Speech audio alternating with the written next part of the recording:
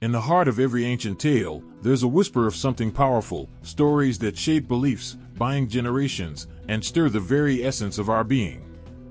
Biblical mythology is no different.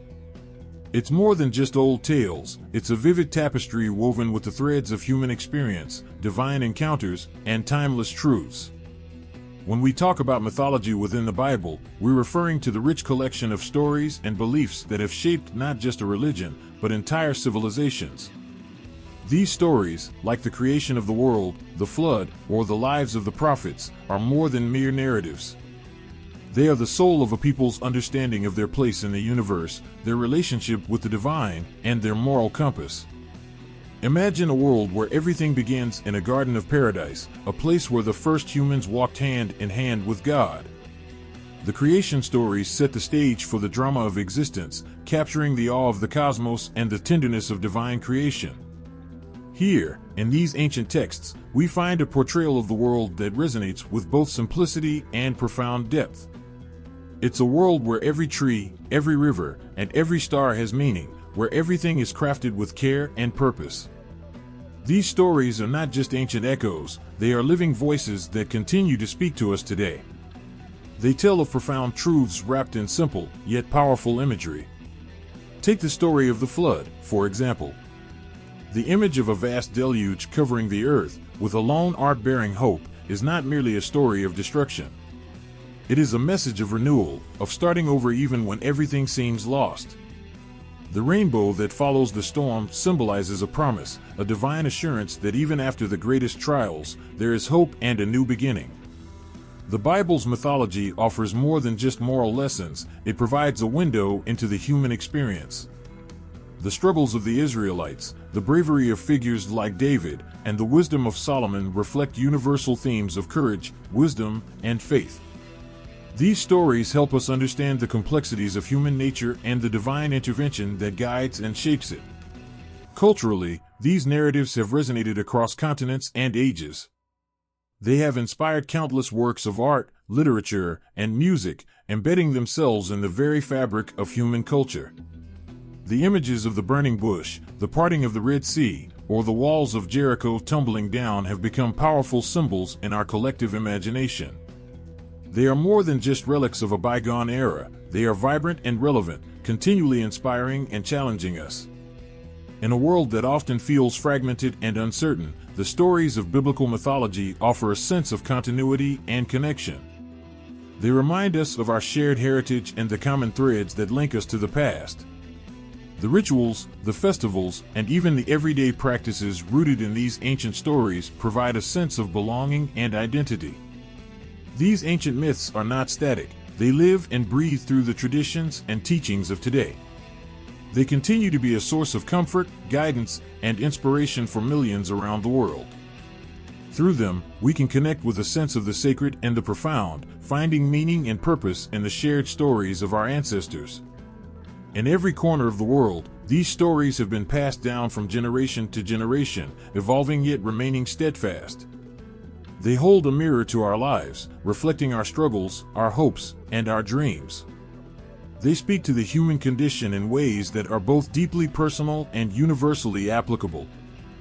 Biblical mythology, in all its glory, is a testament to the enduring power of storytelling. It's a journey through the highs and lows of human experience, guided by divine wisdom and ancient truths. As we reflect on these stories, we tap into something timeless and profoundly moving, a connection to the very heart of what it means to be human. In the beginning, when the world was a void, darkness stretched endlessly. The very first words spoken were, "Let there be light." And with that simple command, the cosmos was born.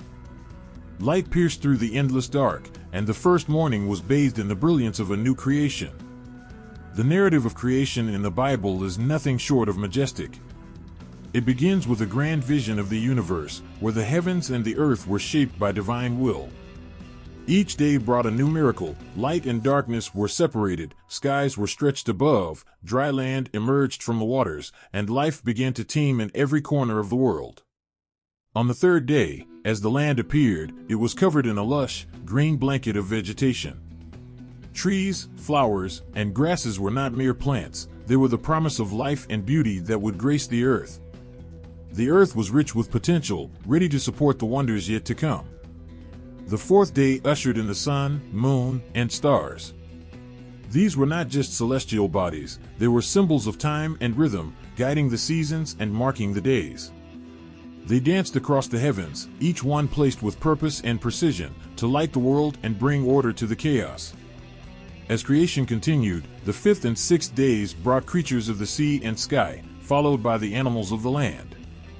Each creature, from the tiniest insect to the grandest beast, was crafted with care. They moved, swam, and flew, filling the world with the sounds of life and the colors of nature. The pinnacle of creation was humanity. In the grand tapestry of existence, humans were the most intricate and special thread. The Bible tells us that on the sixth day, God created man in his own image. This wasn't just about physical form, it was about the essence of being. Humans were imbued with the divine spark, capable of reason, creativity, and love. Then, from the depths of the earth, God fashioned the first man, Adam. He was shaped with delicate precision, a living being formed from the very soil.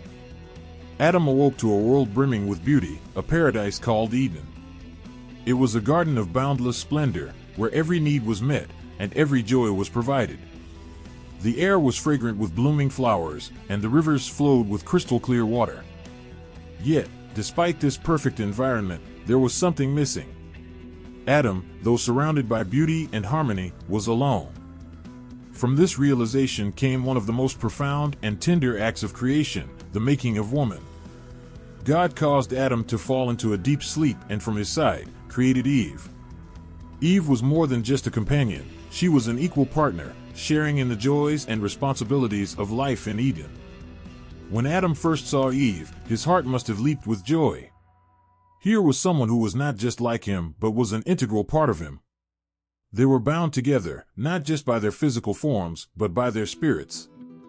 The creation of Adam and Eve wasn't just about bringing two beings into existence, it was about the beginning of relationship, love, and shared purpose. They were placed in the Garden of Eden, a paradise where every tree was lush, every fruit was ripe, and every creature was gentle. Their lives were meant to be filled with joy, purpose, and the divine presence that surrounded them. In this perfect garden, they were given one simple command, to enjoy everything except for one tree. It was a command that symbolized choice and freedom, a reminder that their perfect existence included the power to make their own decisions. As the days unfolded, the world's story grew richer and more intricate, but it all began with those first words, "Let there be light." Those words started the grand narrative of creation, setting in motion the wonders of the universe and the miracles of life. These ancient stories speak of beginnings that were not only miraculous, but deeply meaningful. They tell of a world crafted with love, of beings created in the divine image, and of a garden where humanity's first steps were taken with grace and wonder. The beauty of these narratives lies not just in their grandeur, but in their capacity to touch our hearts and remind us of the profound connection we have with the world and each other. In a world where every moment was touched by divine grace, there existed a place of perfect beauty and tranquility, the Garden of Eden.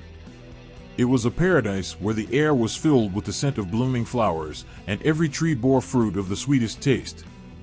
Rivers flowed with crystal-clear water, and the animals roamed freely, living in harmony with one another.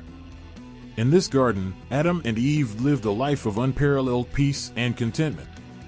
They were the first humans, created with love and placed in this lush haven to live without worry. They walked among the trees, their hearts light and their days full of joy. Each morning greeted them with the promise of new adventures, and each night wrapped them in the soothing comfort of a world untouched by sorrow. But despite the beauty surrounding them, there was one tree that stood apart. It was the tree of knowledge of good and evil, its fruit gleaming with an allure that was hard to ignore. Adam and Eve were given a single command: they could eat from any tree in the garden except for this one. This was not just a rule, it was a test of trust and obedience. The serpent, a creature of sly charm and cunning, slithered into their lives with a whisper of temptation. It coiled around the base of the forbidden tree, its voice smooth and persuasive. It spoke to Eve with words that danced around the truth, questioning the divine command. Did God really say you shouldn't eat from this tree? It asked. The question was not just about the fruit, it was a challenge to their faith and trust. Eve looked at the fruit. It was beautiful, radiant with colors that seemed to promise knowledge and wisdom. The serpent's words echoed in her mind. It spoke of enlightenment, of becoming like God, knowing good and evil. The temptation was overwhelming.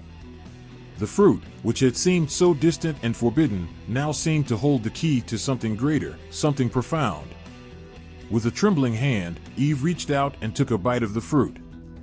As she did, a mix of curiosity and fear washed over her. She offered some to Adam, who, seeing her, felt a pang of desire and uncertainty. He too took a bite. In that moment, the world seemed to hold its breath. As soon as they tasted the fruit, everything changed.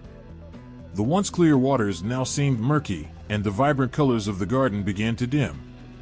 Their eyes were opened, not to the enlightenment they had hoped for, but to a new reality. They saw their own nakedness and felt shame for the first time. What had been a world of innocence and trust now seemed tainted. The beauty of Eden began to fade. The once friendly animals now seemed distant, and the comforting presence of God, which had been so close, now felt distant and hidden. They heard the sound of God walking in the garden, and their hearts filled with fear. They hid among the trees, their once familiar sanctuary now a place of dread. God's voice called out to them, full of sorrow and disappointment. "Where are you?" He asked. The question was not just about their physical location, but about the separation that had occurred between them and him. Adam and Eve emerged, their faces downcast, their hearts heavy with the weight of their choices. When confronted, Adam and Eve confessed. Adam blamed Eve, and Eve blamed the serpent. The blame shifted, but the consequences were inevitable. The serpent was cursed to crawl on its belly, and enmity was placed between it and humanity. Eve was told she would experience pain in childbirth, and Adam was told that the ground would be cursed, making his work difficult and his life filled with toil. The consequences were harsh, but they were also a reflection of the gravity of their choice. Eden, once a paradise, now stood as a reminder of what was lost. Adam and Eve were banished from the garden, their perfect world replaced by one where they would face struggle and hardship. The entrance to Eden was guarded by cherubim with flaming swords, keeping them from returning to their former state. As they left the garden, the weight of their choice hung heavy. The paradise they had known was now a distant memory, a symbol of innocence lost. They stepped into a world that was no longer perfect, a world where they would have to work and struggle to survive. Their once carefree days were replaced by the harsh realities of life, and the love and grace that had surrounded them seemed distant and elusive. The story of Adam and Eve is not just a tale of temptation and sin, it is a story of the profound change that occurs when innocence is lost. It's a story that speaks to the human condition, to the struggle between desire and obedience, and to the bittersweet nature of growth and knowledge. The story of Adam and Eve's fall in the Garden of Eden is more than just a tale of disobedience, it is the foundation of a profound concept known as original sin. This idea shapes much of Christian thought and theology, touching upon the essence of human nature and the need for redemption. Original sin speaks to a universal truth, the notion that humanity's first disobedience in the garden introduced a fundamental flaw into human nature. This flaw is not just a personal failing but a deep-seated condition that affects all of humanity. It's as if Adam and Eve's choice to disobey became a shared inheritance, a shadow cast over every human being born thereafter. The idea is poignant and stirring. Imagine a world where every person begins with a clean slate, only to have that slate marred by an inherent imperfection. This imperfection isn't just about the choices people make, but about a fundamental separation from God. It is as if humanity, through its very existence, carries a weight that began with the first human's choice to turn away from divine instruction. Theological interpretations of original sin explore how this initial act of disobedience affects all of humanity. It's seen as the root of human suffering, conflict, and the struggles that everyone faces. The concept suggests that, from birth, every person is affected by this inherited condition. It's a heavy burden, one that carries implications for how people understand their own nature and their relationship with God. In Christian doctrine, original sin is more than just a theological concept, it has profound implications for salvation. The belief is that this inherited flaw separates humanity from God and makes people in need of redemption. The weight of this sin is so significant that it requires divine intervention to heal the breach created by Adam and Eve's actions. This is where the story of Jesus Christ becomes central. According to Christian belief, Jesus' life, death, and resurrection are seen as the remedy to this profound problem. His sacrifice is viewed as a way to bridge the gap created by original sin, offering forgiveness and the chance for a renewed relationship with God. Through Christ's sacrifice, believers are offered redemption, a chance to start anew and be freed from the chains of original sin. The impact of original sin on Christian doctrine is immense. It shapes the understanding of human nature, emphasizing that everyone, regardless of their actions, is born into a state of separation from God. This belief influences the Christian view of the need for grace and redemption. It highlights the importance of faith and the role of Jesus as a Savior, offering a path to reconciliation and healing. The concept of original sin also touches on the human experience in deeply emotional ways. It speaks to the struggles and pain that people face, reflecting the belief that these are not just random occurrences but part of a larger, shared condition. The idea is that everyone, in some way, carries the legacy of that first disobedience, which can make the quest for forgiveness and redemption all the more poignant. Understanding original sin is like looking into a mirror that reveals not just individual imperfections but a shared human condition. It offers a way to make sense of the inherent struggles and suffering in life, framing them within a larger narrative of divine justice and mercy. Through this lens, the need for connection with the divine and the hope for redemption become deeply personal and universally significant. The legacy of original sin, therefore, is not just a theological concept, but a deeply emotional and transformative idea. It speaks to the core of what it means to be human, offering a profound explanation for the inherent struggles and the profound need for redemption that many people feel. In the heart of the first human family, a story unfolds that is as ancient as it is haunting, the tale of Cain and Abel, the first brothers. Their story is a powerful and tragic reflection of the human condition, revealing the raw emotions and choices that define our deepest struggles. Cain and Abel, born of the first couple, Adam and Eve, grew up in a world that was still fresh and full of promise. Cain was a farmer, tending the fields and growing crops, while Abel was a shepherd, caring for flocks. Each brought offerings to God, a gesture of gratitude and worship. Cain offered the fruits of his labor from the ground, while Abel brought the best of his flock, the firstborn lambs. Their offerings were more than just gifts, they were expressions of their devotion and their relationship with the divine. Abel's offering was accepted with favor, but Cain's was not. The reason was not explicitly stated, but the acceptance of Abel's gift over Cain sparked a deep and bitter jealousy in Cain's heart. Imagine the scene: Cain, standing amid his fields, his face darkened by anger and resentment. The ground, which had once been a symbol of his hard work and pride, now felt like a reflection of his frustration. The divine favor shown to Abel's offering only deepened his sense of rejection. Cain's anger grew, turning inward until it festered into something dark and terrible. God spoke to Cain, warning him of the danger that lurked within his heart. "Sin is crouching at your door, it desires to have you, but you must rule over it," God said.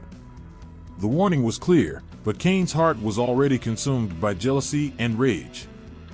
He couldn't see beyond his own pain, and the destructive force of his emotions took over. One day, Cain invited Abel to the field. What started as a simple conversation turned into an act of violence. Cain's anger, unchecked, erupted into murder. He struck Abel down, ending his brother's life in a moment of blind fury. The act of killing Abel was more than just the first murder, it was a profound tragedy that marked the beginning of human violence and sin.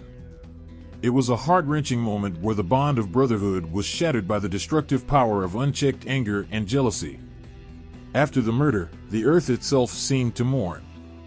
God approached Cain, asking where Abel was. Cain's reply was cold and evasive: "I don't know. Am I my brother's keeper?" God's response was grave. Abel's blood cried out from the ground, a symbol of the injustice and sorrow that Cain had caused. Cain's punishment was severe. He was cursed to be a wanderer, a life of restlessness and exile. The ground, which had once yielded its produce to him, would no longer provide ease. His existence was now marked by a sense of disconnection and a life lived in constant search for solace that would never come. The story of Cain and Abel speaks powerfully to the nature of sin and its consequences. It shows how jealousy and anger can lead to devastating actions and how those actions can alter the course of a life forever. The punishment of Cain reflects the seriousness of his crime, a life marked by the very thing he tried to escape, isolation and unrest. Even in his punishment, God showed mercy. A mark was placed on Cain to protect him from being killed by others. This mark was a sign of God's continued presence and protection, even in the midst of punishment. It was a reminder that even in our darkest moments, there is still the possibility of redemption and divine care. The story of Cain and Abel is not just an ancient tale, it is a reflection of the struggles that everyone faces. It speaks to the emotional turmoil of jealousy and the destructive potential of unchecked anger. It is a stark reminder of the profound impact of sin and the heavy weight of its consequences, touching the deepest parts of the human experience with its timeless message.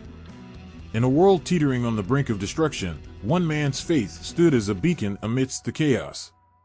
Noah, a righteous man in a time when corruption and violence had consumed the earth, was chosen by God to carry out a task that would shape the future of humanity.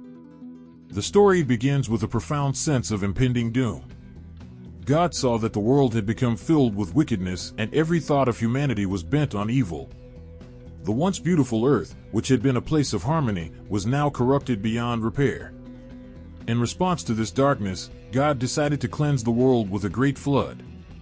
Noah was different. He was a man of faith and obedience, and he was chosen to build an ark, a massive boat that would be the salvation for him, his family, and pairs of every living creature. The task seemed insurmountable, but Noah accepted it with unwavering trust. The image of Noah constructing the enormous ark amidst a world that mocked and doubted him is both powerful and poignant. Every nail hammered and every plank placed was an act of faith. As Noah worked, the sky remained clear, and the people around him continued their lives, oblivious to the impending catastrophe. The ark was a symbol of hope and salvation, a promise that life would continue despite the judgment about to come. The day came when the rain began to fall. It started as a gentle drizzle, but soon turned into a torrential downpour. The waters of the deep burst forth, and the heavens opened up. The world was submerged, covered by a vast, unending ocean. Everything that was not on the ark was lost. Inside the ark, Noah and his family were surrounded by a world that had been washed away. They were not alone. Pairs of every kind of animal were there too, sheltered from the storm. The ark was a sanctuary, a floating haven amidst the chaos and destruction. As the days turned into weeks, the floodwaters continued to rise. The ark floated on a sea that covered mountains and valleys, a reminder of the power and severity of God's judgment. The sound of the rain, the howling winds, and the gentle rocking of the ark created a cocoon of both terror and safety. Inside, the animals were cared for, and the family clung to hope and faith. Finally, the rain ceased, and the waters began to recede. Noah sent out a raven, which flew back and forth, and then a dove, which finally returned with an olive leaf, signaling that the earth was beginning to dry. This small sign was a powerful symbol of new beginnings, of life slowly returning to the world. The ark came to rest on the mountains of Ararat, and Noah and his family stepped out into a transformed world.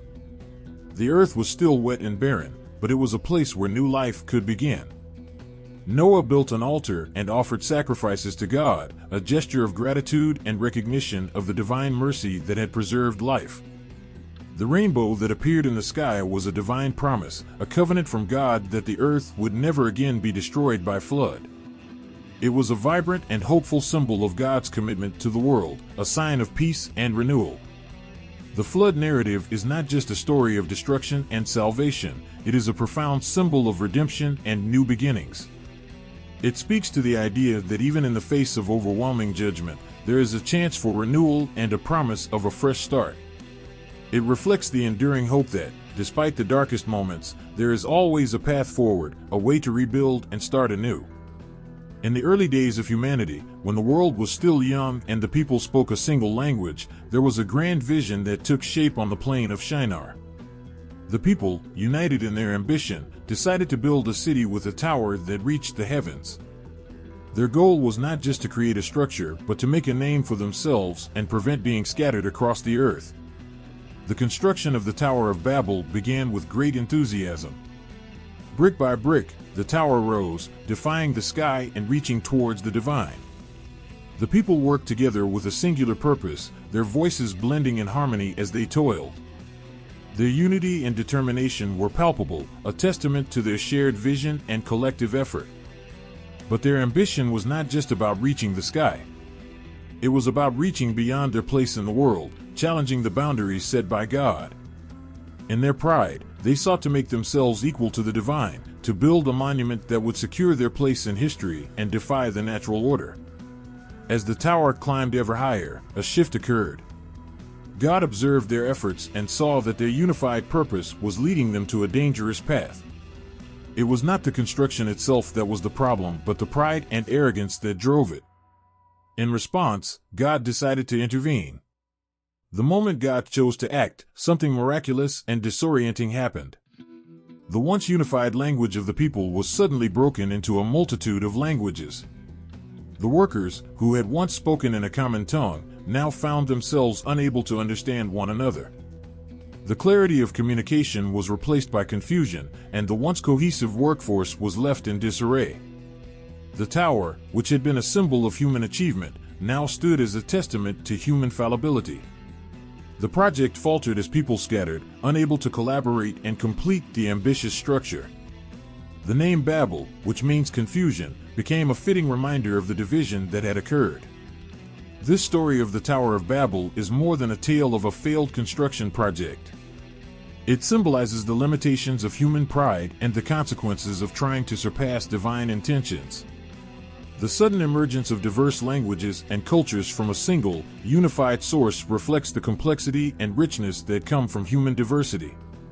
In scattering the people and creating different languages, God also introduced a profound change in the way humans interacted with one another. The unity that had once driven the construction of the tower was replaced by a rich tapestry of cultures and languages. The earth was now a place where communication was diverse, where understanding and collaboration required more effort, and where cultures evolved in distinct and varied ways. The spread of languages and cultures that followed the Tower of Babel is a reflection of human history and the incredible diversity that characterizes the world today. Each language and culture that emerged carried with it unique traditions, stories, and ways of understanding the world.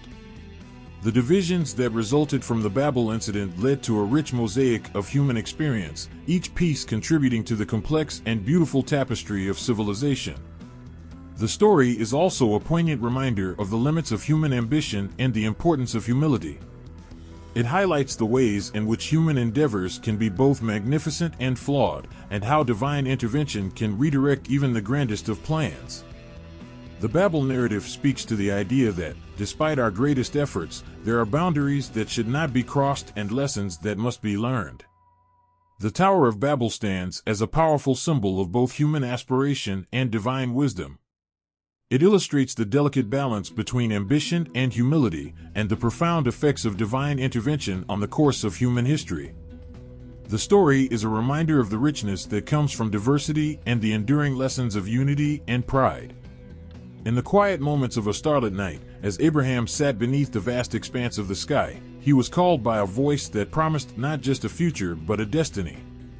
Abraham, then known as Abram, was an old man living a nomadic life. His days were filled with routine and uncertainty, yet on that night, everything changed with a divine promise that would shape his life and the lives of countless others. God spoke to Abraham, offering a promise that was as grand as it was intimate. He promised that Abraham would be the father of a great nation, despite his and his wife Sarah's old age and childlessness. The promise was not just about having many descendants, it was about creating a lineage that would be blessed and would bless all the nations of the earth. It was a covenant that would bind Abraham and his descendants to a special relationship with God. The promise was more than just words, it was a declaration of faith and hope. Abraham's heart must have raced with a mix of awe and disbelief.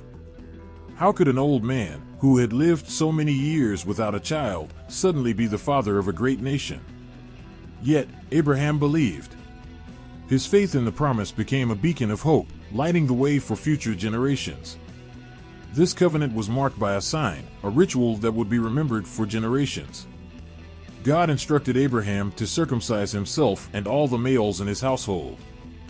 This physical mark was a symbol of their unique relationship with God, a constant reminder of the promise and the bond that had been established.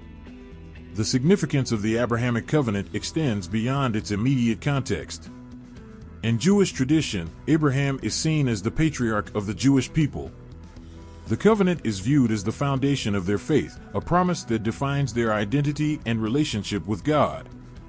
It represents a call to live according to divine principles and to be a light unto the nations. The covenant's promise of a land for Abraham's descendants, known as the Promised Land, is a central element of Jewish heritage and history. For Christians, the Abrahamic covenant is deeply intertwined with the story of Jesus Christ. Christians believe that Jesus is a fulfillment of the promise made to Abraham, linking the Old Testament covenant with the New Testament's message of salvation. The covenant represents a broader promise of redemption and grace that extends to all humanity. It symbolizes the idea that through faith, individuals are adopted into God's family, inheriting the blessings promised to Abraham. In Islamic tradition, Abraham, known as Ibrahim, is a revered prophet and a model of faith. The covenant with Abraham is also seen as a significant moment. Islam teaches that Abraham and his son Ishmael, who was born to Hagar, were key figures in the lineage that led to the Prophet Muhammad. The promise made to Abraham is seen as a reflection of God's mercy and the importance of following divine guidance. The story of Abraham's willingness to sacrifice his son, a test of faith, is commemorated annually during Eid al-Adha, a major Islamic festival. The Abrahamic covenant is more than a historical or religious agreement. It is a powerful symbol of faith, promise, and divine relationship. It represents a moment of profound trust between God and Abraham, a trust that extended through generations and across different faiths. The covenant's promise of a great nation, blessings, and a close relationship with God resonates deeply within Jewish, Christian, and Islamic traditions, each finding in it a source of inspiration and a touchstone of their own faith. The story of Abraham's faith and the covenant is a reminder of the power of belief and the far-reaching impact of divine promises. It is a narrative that speaks to the core of human experience, touching on themes of hope, trust, and the boundless possibilities that arise when faith is embraced. In a moment fraught with tension and emotion, Abraham faced one of the greatest tests of faith ever recorded. God spoke to him with a command that would shake the very foundation of his life: "Take your son, your only son Isaac, whom you love, and go to the land of Moriah. Sacrifice him there as a burnt offering on a mountain I will show you." This command was not just a test of obedience, but a heart-wrenching challenge that cut to the core of Abraham's being. Isaac was the long-awaited child of promise, born when Abraham and Sarah were well beyond childbearing age.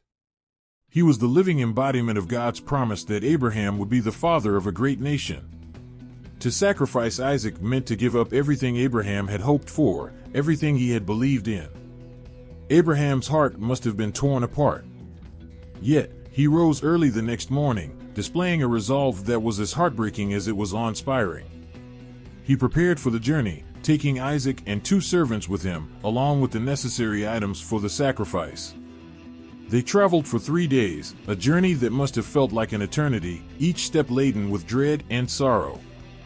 When they reached the place God had designated, Abraham built an altar and arranged the wood. His son, who must have been bewildered, asked, "Father, where is the lamb for the burnt offering?" Abraham's reply, "God himself will provide the lamb for the burnt offering, my son," was both a statement of faith and a veiled promise of hope. With trembling hands and a heavy heart, Abraham bound Isaac and placed him on the altar. The act of binding his son was a poignant symbol of his total surrender to God's will. The scene is heart-wrenching, a father preparing to sacrifice the child he deeply loved, driven by faith and obedience. Just as Abraham reached for the knife, an angel of the Lord called out from heaven, "Abraham! Abraham!" The command was followed by a divine intervention that stopped the sacrifice. God provided a ram caught in a thicket as a substitute for Isaac. The ram was sacrificed instead, and Abraham's faith was rewarded with a profound reassurance of God's provision and blessing. This moment, known as the Akedah or binding of Isaac, is charged with deep symbolism and profound meanings. It is a story that speaks to the themes of faith, obedience, and divine provision. For Abraham, it was an ultimate test of trust in God's plan, demonstrating that faith often requires a surrender that seems beyond human comprehension. The story is also a powerful symbol in various religious traditions. In Judaism, the Akedah is seen as a profound example of faith and obedience, a story that highlights the importance of trusting in God's promises even when faced with the most difficult tests.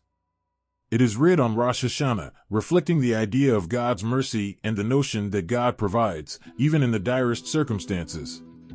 For Christians, the binding of Isaac is seen as a prefiguring of the sacrifice of Jesus Christ. The parallels between Isaac and Jesus are striking. Both are beloved sons offered as sacrifices, both carry the wood for their own sacrifice, and both represent ultimate trust in God's plan.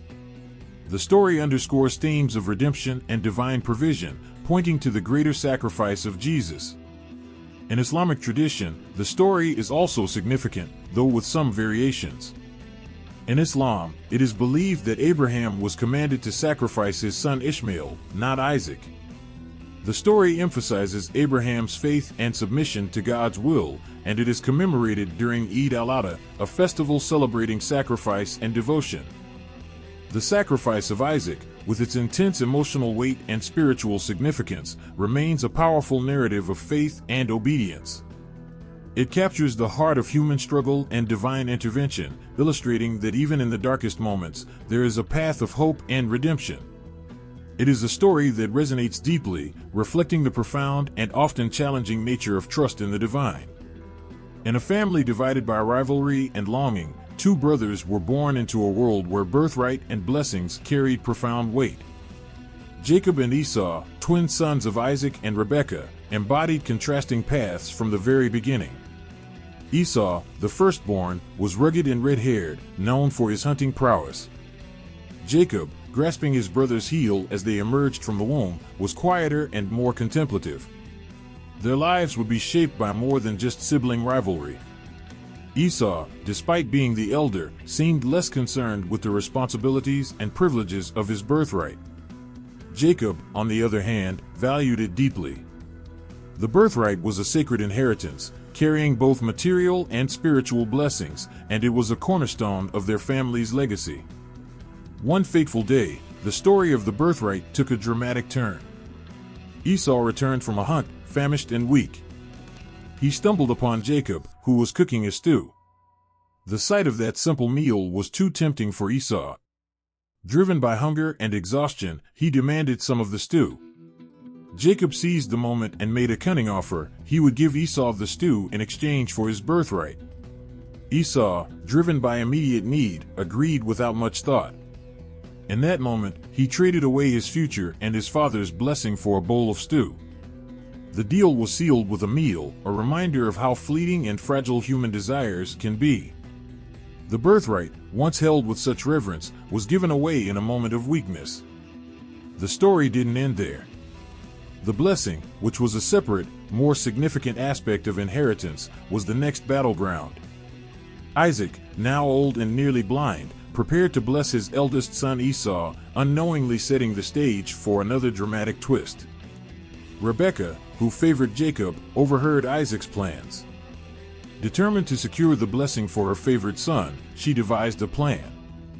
Disguised in Esau's clothes and with goat skins on his arms to mimic his brother's hairy skin, Jacob approached his father. He deceived Isaac into thinking he was Esau. The moment was fraught with tension and deceit. Isaac, sensing something amiss but unable to see clearly, bestowed the blessing upon Jacob. When Esau returned, the truth was revealed in heartache and anger. The blessing, once given, could not be taken back. The scene was a storm of emotions: Esau's raw pain and betrayal, Jacob's complex mix of triumph and guilt, and Rebekah's desperation to protect her son. The family was torn apart, and the brothers were driven apart by their actions. Esau vowed to kill Jacob, forcing him to flee for his life. Jacob's deception and the subsequent blessing are steeped in complex themes of divine favor and human flaws.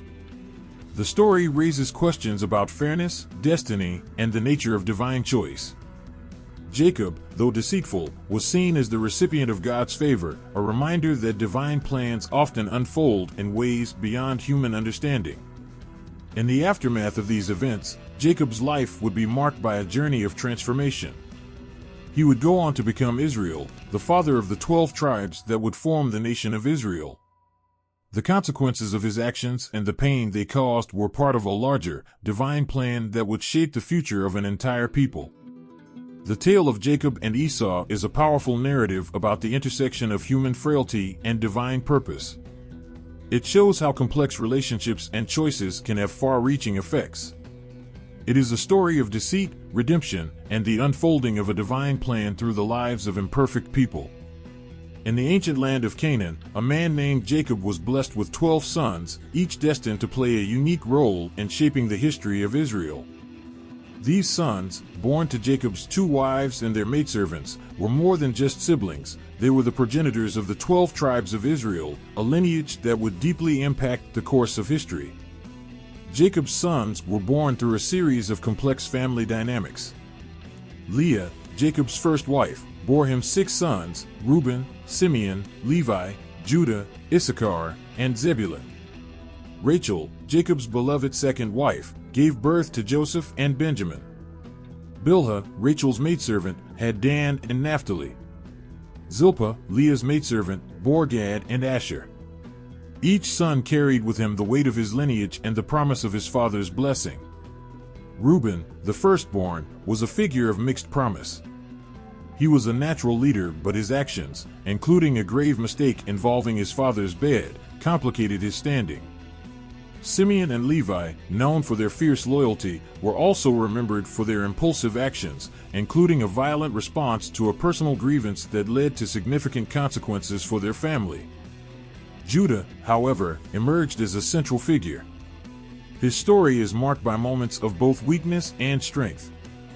Judah's line was eventually blessed with leadership and royalty, setting the stage for the Davidic dynasty and the eventual emergence of Jesus Christ in Christian tradition. His story is a poignant reminder of redemption and divine purpose. Joseph, Jacob's favorite son, had a remarkable story of his own. His journey from favorite son to a slave in Egypt, and eventually to a position of power, is a tale of resilience and divine providence. Joseph's story, filled with dreams and trials, highlights themes of forgiveness and reconciliation. His role in saving his family from famine and his eventual rise to power in Egypt were pivotal in shaping the future of the Israelite people. Benjamin, the youngest, was cherished by Jacob. His presence was a symbol of Jacob's enduring love and the continuity of his lineage. Benjamin's tribe would later be known for its warrior spirit and its role in key historical events. The tribes of Dan and Naphtali, born to Bilhah, and Gad and Asher, born to Zilpah, each had their own distinct contributions and characteristics. Dan was known for its role in the northern part of Israel, while Naphtali's tribe was associated with the fertile regions of the north. Gad and Asher were also integral, with their lands providing significant resources and strength to the nation.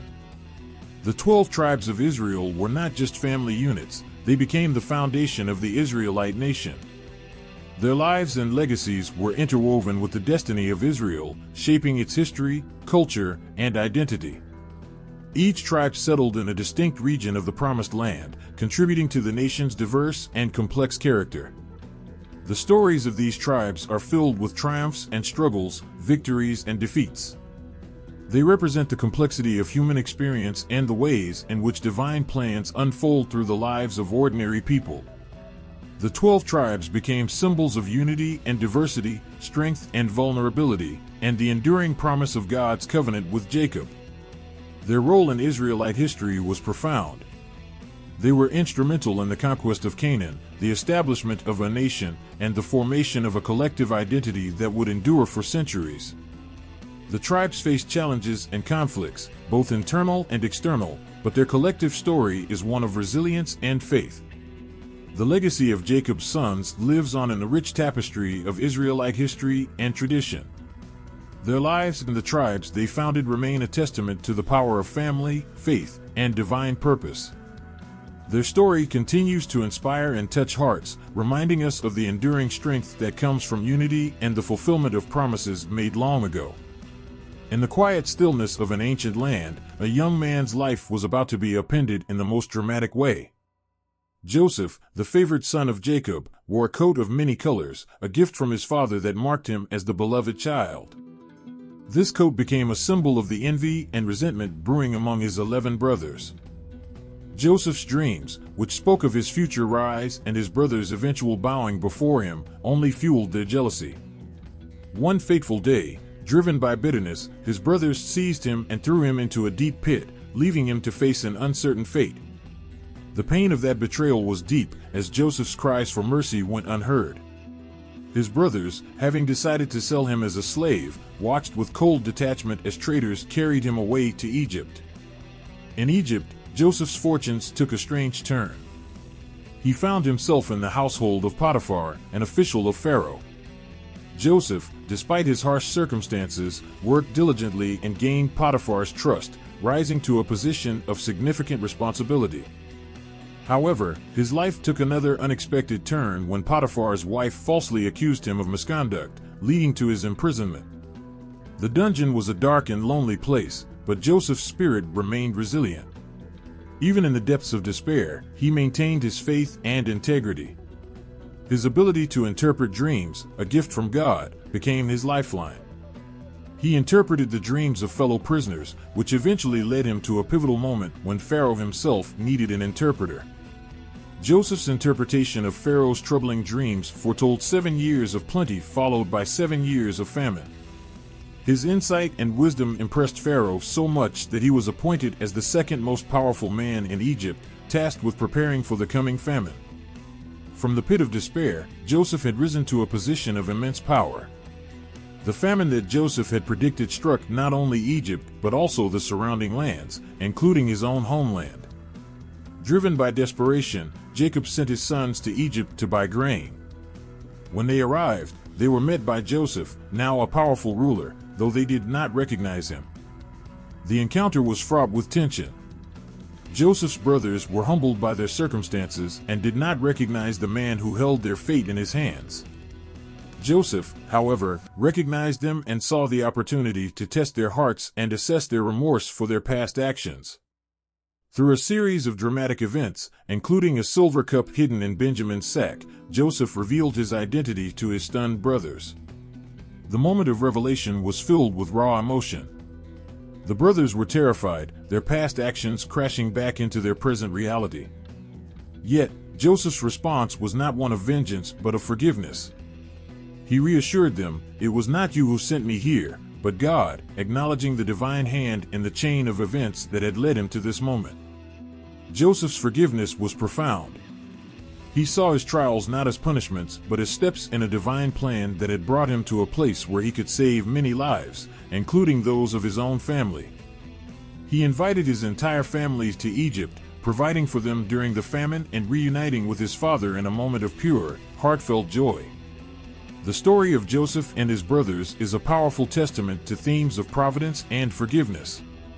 It illustrates how seemingly dire circumstances can be woven into a larger, purposeful plan. Joseph's rise from the pit to power demonstrates the transformative power of faith and resilience. His ability to forgive his brothers, despite the immense suffering they caused him, reveals the profound depth of grace and reconciliation. This story continues to resonate deeply, reminding us that even in our darkest moments, there can be a purpose and a path to redemption. Joseph's journey is a poignant reflection on how adversity can lead to unexpected blessings and how forgiveness can heal even the deepest wounds. In the heart of Egypt, where the weight of slavery and despair pressed heavily on the shoulders of the Israelites, a baby was born who would change the course of history. Moses, a child saved from a cruel decree that sought to end the lives of Hebrew boys, was placed in a basket and set adrift on the Nile River. His mother's heart must have been torn, knowing this was the only way to protect her child from certain death. The basket floated gently, carrying with it the hopes of an oppressed people. The river's current led the basket to the royal palace, where it was discovered by Pharaoh's daughter. This unexpected twist allowed Moses to be raised as an Egyptian prince, his life one of privilege and comfort, far removed from the suffering of his people. Yet, despite his royal upbringing, Moses never forgot his heritage. The cries of his people, the harsh conditions of their lives, echoed in his soul. One day, Moses witnessed an Egyptian beating a Hebrew slave. In a burst of anger and protective instinct, he killed the Egyptian and hid the body. This act of defiance forced Moses into exile, fleeing Egypt and leaving behind the life of luxury he once knew. He took refuge in Midian, where he married and started a new life. But even here, the call of his people and the destiny that awaited him never left him. Moses' life took a dramatic turn with a divine encounter at a burning bush on Mount Horeb. The bush burned with fire but was not consumed, a miraculous sight that drew Moses closer. From within the flames, God spoke, declaring Moses as the chosen one to lead the Israelites out of their suffering. Despite his initial reluctance and self-doubt, Moses accepted the call, driven by a sense of purpose and divine mission. Returning to Egypt, Moses faced Pharaoh with a message that would challenge the very foundations of Egyptian power: "Let my people go." Pharaoh's stubborn refusal set off a series of divine plagues, each more devastating than the last, showcasing the power of God and the desperation of the Israelites. The Nile turned to blood, frogs swarmed, and darkness fell over the land. Yet Pharaoh's heart remained hardened, unwilling to free the Hebrew slaves. The final, most heart-wrenching plague came with the promise of redemption. The angel of death would pass over Egypt, claiming the lives of every firstborn son. To protect their own, the Israelites were instructed to mark their doorposts with lamb's blood. This act of faith saved them from the impending doom, and the sound of wailing echoed through Egypt as the death toll struck. Pharaoh, finally broken, released the Israelites. The moment they stepped out of Egypt was a culmination of years of suffering and hope. They left in haste, taking with them unleavened bread, and embarked on a journey that would lead them to freedom. The Exodus was not just a physical departure from slavery, but a powerful symbol of liberation and new beginnings. Yet the journey was fraught with challenges. The Israelites faced the treacherous Red Sea, their path blocked by its vast waters and the advancing Egyptian army. In a moment of divine intervention, the waters parted, allowing the Israelites to cross on dry ground, while the Egyptian forces were engulfed as the waters returned. The journey through the desert was long and arduous. The people faced hunger, thirst, and doubt, but Moses, guided by divine instruction, led them through. The giving of the 10 Commandments on Mount Sinai marked a pivotal moment in their journey, a divine covenant that provided laws and guidance for living a life of justice and faith. Moses' leadership was marked by moments of great triumph and profound struggle. He guided his people with unwavering commitment, though they often tested his patience with their complaints and lack of faith. His story is one of immense courage and divine favor, reflecting the power of faith in guiding and transforming lives. The Exodus, the journey from slavery to freedom, became a cornerstone of Jewish identity and faith. It is celebrated annually during Passover, a reminder of the divine deliverance and the enduring hope of redemption.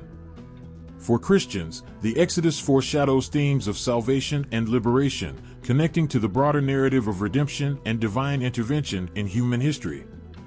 Moses' life, marked by extraordinary events and profound faith, is a testament to the power of divine purpose and human perseverance. From the basket on the Nile to the parting of the Red Sea, his story is one of hope, struggle, and ultimate triumph. It is a reminder of how one man's response to a divine call can change the course of history and transform the lives of an entire people. In the land of ancient Egypt, a silent storm was brewing, one that would shake the very foundations of Pharaoh's empire. The skies were not yet darkened, and the Nile was still flowing, but a divine hand was at work, weaving a series of devastating events that would alter the course of history. It began with a simple but bold request from Moses to Pharaoh, "Let my people go." Pharaoh's refusal set the stage for a dramatic confrontation between earthly power and divine authority. As the days turned into weeks, Egypt was struck by a series of escalating calamities that would come to be known as the 10 plagues. The first plague turned the Nile River, the lifeblood of Egypt, into blood. Imagine the horror of a once crystal-clear river now running red, its fish dying and its waters becoming undrinkable. This wasn't just an inconvenience, it was a direct challenge to Egypt's most sacred deity, the Nile god Hapi. The people watched in disbelief as their primary source of life became a symbol of death and decay. Next came the plague of frogs. Frogs appeared in every corner of Egyptian life, hopping through houses, crawling into beds, and invading kitchens. Their relentless presence was not merely a nuisance but a symbol of the disorder and chaos that Pharaoh's stubbornness had brought upon the land. The frogs' incessant croaking became a nightly chorus of distress, a reminder of the divine displeasure. When the frogs finally died, they left Egypt covered in a foul stench, and the land was plagued by gnats. These tiny, irritating creatures swarmed every inch of the country, causing discomfort and suffering. The gnats seemed to punctuate the severity of the plagues, an ever-present reminder of the consequences of Pharaoh's defiance. The fourth plague brought a swarm of flies. These flies were more than just bothersome, they were a manifestation of a divine power that was now visibly and forcefully disrupting the natural order. The sight of flies covering food and people, buzzing relentlessly, was a clear indication of how deeply the divine hand was meddling in Egypt's affairs. With each plague, Pharaoh's heart remained hardened. The fifth plague struck the livestock, killing the horses, cattle, camels, and sheep. This plague was a direct assault on Egypt's economy and way of life. The fields lay barren, and the once thriving herds were reduced to skeletal remains. The loss was not just material but emotional, as it struck at the core of Egypt's prosperity and livelihood. The sixth plague brought festering boils on humans and animals alike. This painful, visible affliction was a sign of Egypt's spiritual and physical decay. The boils covered the bodies of Pharaoh's people, making their suffering evident to all. It was a raw and unrelenting symbol of the divine wrath that Pharaoh's obstinacy had provoked. The seventh plague unleashed a devastating hailstorm. Thunder rumbled, and lightning split the sky as hailstones, some the size of fists, pounded the land. The storm did not discriminate, destroying crops, livestock, and homes. The sheer force of nature was a demonstration of the divine power that Pharaoh had been unwilling to acknowledge. Following the hail, a plague of locusts descended upon Egypt. These voracious insects devoured what little remained of the crops.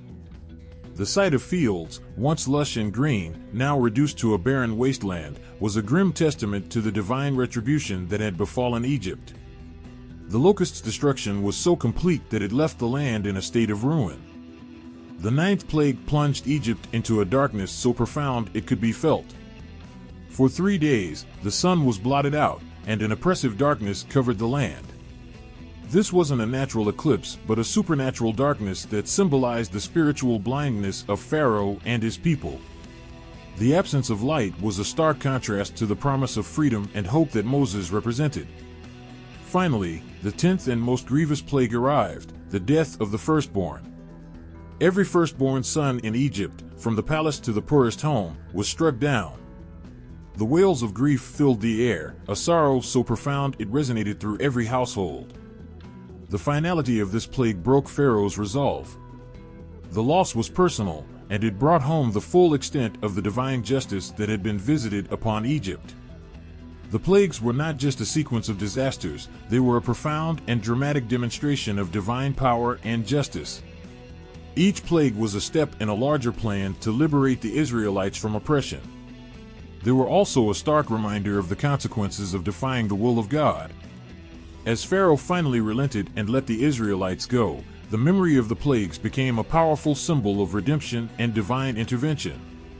The Exodus was not merely a physical departure, but a profound spiritual and emotional journey from despair to freedom, from oppression to hope.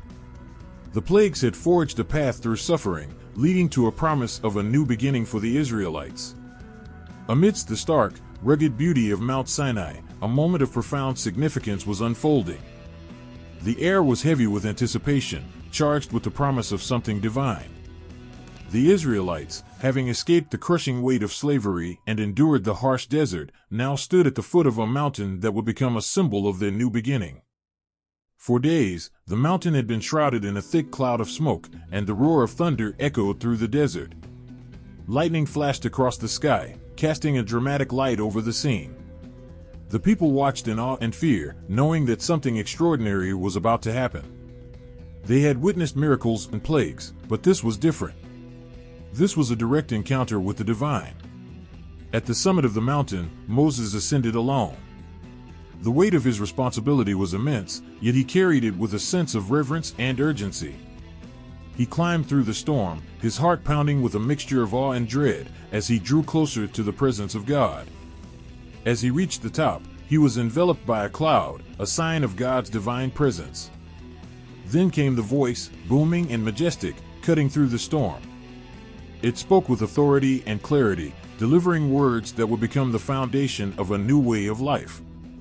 These were the 10 Commandments, etched into stone by the hand of God. Each commandment was not merely a rule but a profound expression of divine will and moral guidance. The first commandment declared the sovereignty of God: "You shall have no other gods before me." It was a call to recognize the one true God, to place nothing above him. It set the tone for the relationship between the Israelites and their Creator, marking a departure from the polytheistic practices of Egypt. The second commandment followed, forbidding the making of idols. "You shall not make for yourself a carved image." This was a powerful statement against the worship of false gods and the materialization of the divine. It urged the people to worship God in spirit and truth, not through tangible symbols. The third commandment commanded reverence for God's name. "You shall not take the name of the Lord your God in vain." It was a call to respect and honor the sacredness of God's name, acknowledging the divine presence in every aspect of life. The fourth commandment established the importance of rest. "Remember the Sabbath day, to keep it holy." It was a reminder of the need for physical and spiritual rest, a time to reconnect with God and reflect on His blessings. It emphasized the balance between work and worship. The fifth commandment honored family. "Honor your father and your mother." It underscored the importance of respect and love within the family unit, recognizing that strong families are the foundation of a strong community. The sixth commandment prohibited murder. "You shall not kill." It was a clear directive to value life and reject violence, emphasizing the sanctity of each human being. The seventh commandment addressed faithfulness. "You shall not commit adultery." It called for fidelity and commitment in relationships, highlighting the importance of trust and respect in marriage. The eighth commandment forbade theft. "You shall not steal." It was a call to respect others' property and rights, fostering a community built on integrity and trust. The ninth commandment prohibited false witness. "You shall not bear false witness against your neighbor." It emphasized the importance of honesty and truthfulness, crucial for maintaining justice and harmony in society. The 10th commandment addressed coveting. "You shall not covet." It warned against the desire for what belongs to others, urging contentment and gratitude for what one has. As Moses descended from the mountain, the tablets of stone in his hands, the Israelites were filled with a sense of awe and reverence. The commandments were not just laws, but a divine covenant, a sacred agreement between God and His people. They were to be the moral and spiritual compass guiding every aspect of their lives. The giving of the law at Sinai was a pivotal moment in the history of the Israelites. It was a profound declaration of divine will, a blueprint for living in harmony with God and one another.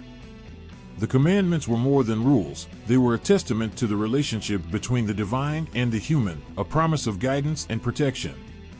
In the midst of their journey, the Israelites received not only freedom from bondage, but also the structure and wisdom to build a new community.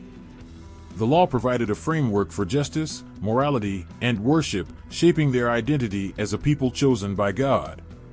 It was a moment of divine revelation and human responsibility, a sacred covenant that would resonate through the ages. The giving of the law at Sinai marked the beginning of a new chapter for the Israelites, one defined by their commitment to follow God's commandments and to live in accordance with His will. It was a profound and emotional turning point, a moment that would forever shape their history and their faith. In the dust and heat of the ancient desert, the Israelites stood on the brink of a new beginning, poised to claim the land promised to their ancestors. After decades of wandering, they faced their greatest challenge yet, the fortified city of Jericho, a towering bastion standing defiantly in their path. The city walls were thick and high, a seemingly impregnable barrier between the Israelites and their long-awaited homeland. Joshua, the newly appointed leader after Moses, was burdened with the weight of guiding his people into this new chapter. The fate of an entire nation rested on his shoulders. He had witnessed miracles and endured trials, but now he faced a challenge that seemed both daunting and formidable. With every step towards Jericho, the hope and anxiety of the Israelites grew. The night before the battle, Joshua encountered a mysterious figure who revealed himself as the commander of the Lord's army. This encounter was a turning point, a divine affirmation of Joshua's leadership and a promise of victory. The figure's words were clear and resolute. The city would fall not through conventional means, but through divine intervention. Joshua's instructions to the people were unorthodox. Instead of preparing for a traditional siege, the Israelites were to march around the city once a day for 6 days, led by the priests bearing the Ark of the Covenant and followed by a procession of trumpeters. On the 7th day, they would circle the city 7 times, and on the final lap, they would blow their trumpets in unison. It was a plan that defied military logic but held a deep spiritual significance. The first day of the march began with a sense of both disbelief and hope. The people of Jericho watched with curiosity and perhaps a touch of scorn as the Israelites paraded around their city. Each step echoed with the weight of anticipation and faith. The sound of the trumpets pierced the air, not as a call to battle, but as a declaration of trust in the divine promise. As the days passed, the daily ritual continued. The Israelites marched in silence, their steps measured and deliberate, their eyes fixed on the walls of Jericho. The people of the city grew uneasy, their confidence shaken by the strange procession. The rhythm of the trumpets became a haunting refrain, a reminder of the divine force at work. On the 7th day, the atmosphere was charged with a mixture of excitement and tension. The Israelites completed their 7th circuit around the city, the anticipation building with every step. At Joshua's signal, the priests blew their trumpets one final time, and the people let out a collective shout, a cry of faith and expectancy. The sound was not merely a noise, but a powerful expression of divine intervention. The walls of Jericho, which had stood unyielding for years, began to tremble. The ground shook, and with an earth-shattering roar, the walls crumbled and fell. The once mighty fortress, which had seemed impregnable, was now reduced to rubble. The sight of the walls collapsing was both awe-inspiring and terrifying. The Israelites rushed into the city, their hearts pounding with a mix of triumph and reverence. The conquest of Jericho was not just a military victory but a testament to the power of faith and the fulfillment of divine promise. The fall of the walls was a visible sign of God's intervention and the validation of Joshua's leadership. The victory was bittersweet. The city of Jericho was conquered, but the Israelites faced the challenges of rebuilding and establishing their new home.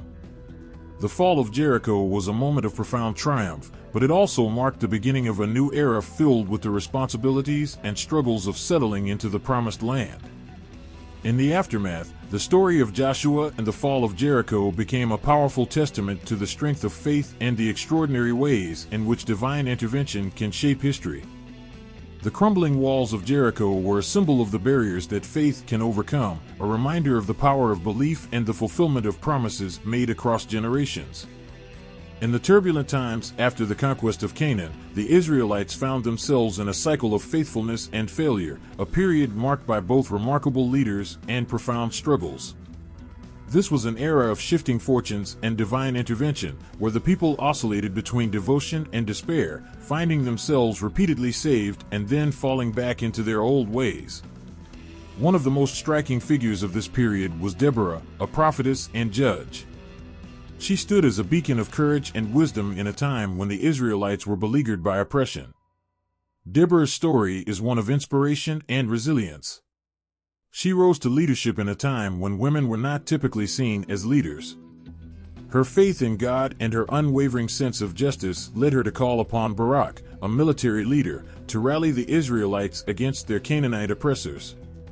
Under her guidance, the Israelites achieved a resounding victory. Deborah's Song of Triumph, recorded in the Book of Judges, is a stirring testament to the power of faith and the role of women in God's plan. Then came Gideon, a man whose story begins in the shadows of fear and doubt. Gideon was a humble farmer, living under the heavy hand of the Midianites, who had cruelly oppressed the Israelites for years.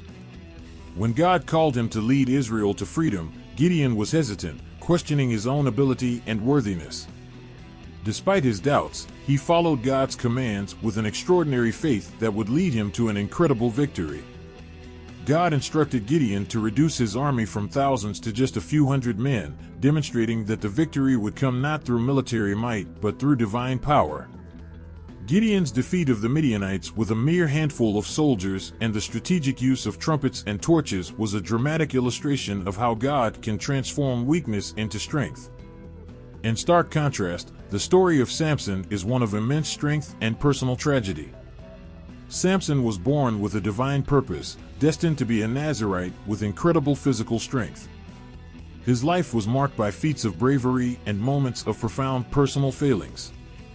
His strength was a gift from God, used to perform mighty acts such as tearing apart a lion with his bare hands and defeating 1,000 Philistines with the jawbone of a donkey. Yet, Samson's life was also marked by his struggles with temptation and personal weakness. His relationship with Delilah, who betrayed him and led to his downfall, highlights the tension between divine gifts and personal choices.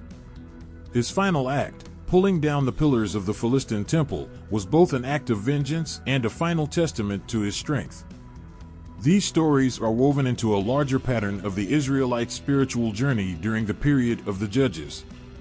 The cycle was predictable and painful. The people would turn away from God, falling into sin and apostasy, and face oppression as a result.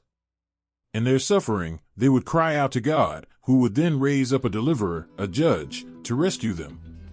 After the deliverance, the cycle would begin again as the people reverted to their old ways, forgetting the lessons of their salvation. This pattern of sin, suffering, supplication, and salvation is a powerful reflection of the human condition and the nature of divine grace. It underscores the repeated opportunities for redemption and the constant call to return to faithfulness. Each judge's story reveals not just their individual struggles and triumphs, but also the overarching narrative of a people in need of constant divine guidance and intervention. The period of the Judges was a time of great contrast, moments of soaring faith and dramatic victories juxtaposed with deep personal and communal failings. The lives of Deborah, Gideon, and Samson were filled with moments that showcased the complexity of human nature and the enduring power of divine intervention. Their stories are not just historical accounts, but powerful illustrations of the challenges and triumphs that define the human experience.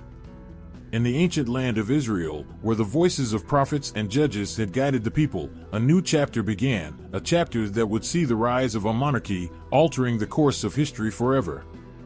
This era was marked by the anointing of two towering figures, Saul and David, whose stories intertwined with the fate of a nation and the heart of its people. The transition from tribal rule to monarchy began with Saul, a man who seemed to embody the promise of new leadership. Saul was tall, handsome, and had the outward appearance of a king. His story starts in humble beginnings, searching for lost donkeys when he was suddenly chosen by God through the prophet Samuel. The anointing was a moment filled with both grandeur and solemnity.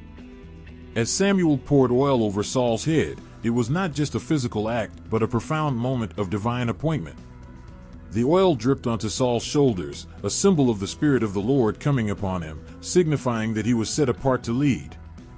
Saul's ascent to the throne was marked by initial promise and success.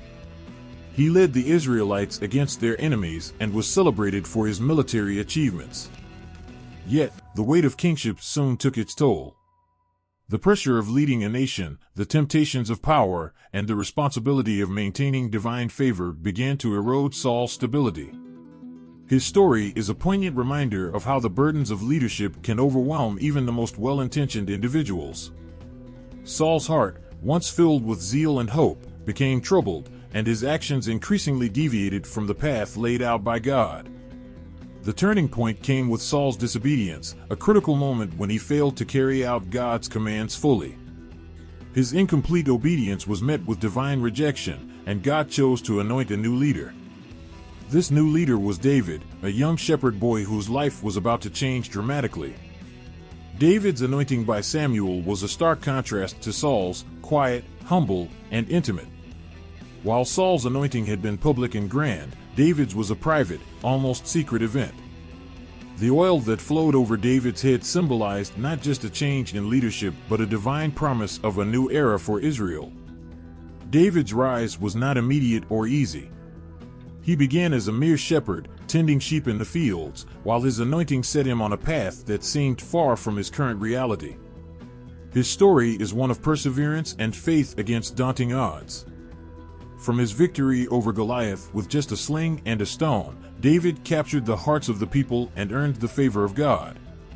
His bravery and faith were stark contrasts to the crumbling authority of Saul. David's rise was not only a personal journey but a shift in the nation's destiny. His relationship with God was deeply personal, marked by psalms and prayers that expressed his profound connection to the divine. The transition from Saul to David was a time of turmoil and transformation. Saul's reign ended in tragedy and despair, marked by a battle that saw his death and a dark moment of defeat for Israel. David, now firmly established as king, began to unify the tribes of Israel and establish a kingdom that would become a symbol of hope and divine favor. His reign was characterized by significant achievements, including the establishment of Jerusalem as the political and spiritual center of Israel. David's ascent was not without its trials. His path was filled with conflicts, both personal and political. He faced betrayals, internal strife, and challenges from within his own family. Yet, through all these difficulties, David remained a figure of deep faith and relentless pursuit of God's will. His story is one of redemption and resilience, reflecting the complex journey of leading a nation through both divine favor and human frailty. The rise of the monarchy in Israel, through Saul and David, is a story that captures the profound interplay between divine will and human effort. It is a tale of how the promise of leadership and the weight of responsibility can shape the course of a nation. Saul's tragic fall and David's triumphant rise mark a transformative period in the history of Israel, a time when the kingdom was established with all its hopes, dreams, and trials. The anointing of these kings was more than a mere change of leadership, it was the beginning of a new era that would define the spiritual and political landscape of Israel for generations to come. In the heart of ancient Israel, where fear and courage clashed on the battlefield, one story stands out with a breathtaking clarity: David and Goliath. This story isn't just a tale of an underdog overcoming great odds, it's a vivid account of faith, bravery, and divine intervention that continues to stir the soul. The scene is set in a valley where two armies faced each other, the Israelites on one side and the Philistines on the other. Amid the tension and fear, a giant named Goliath, towering and menacing, challenged the Israelites to send out a champion to fight him. Day after day, Goliath's thunderous voice boomed across the valley, mocking the Israelites and taunting their God. The sight of the giant was enough to paralyze even the bravest of warriors. His stature and strength seemed unbeatable, casting a shadow of dread over the entire army. Into this scene of despair steps a young shepherd named David. David was not a soldier. He was a boy who had been tending his father's sheep, living a simple life far from the battlefield.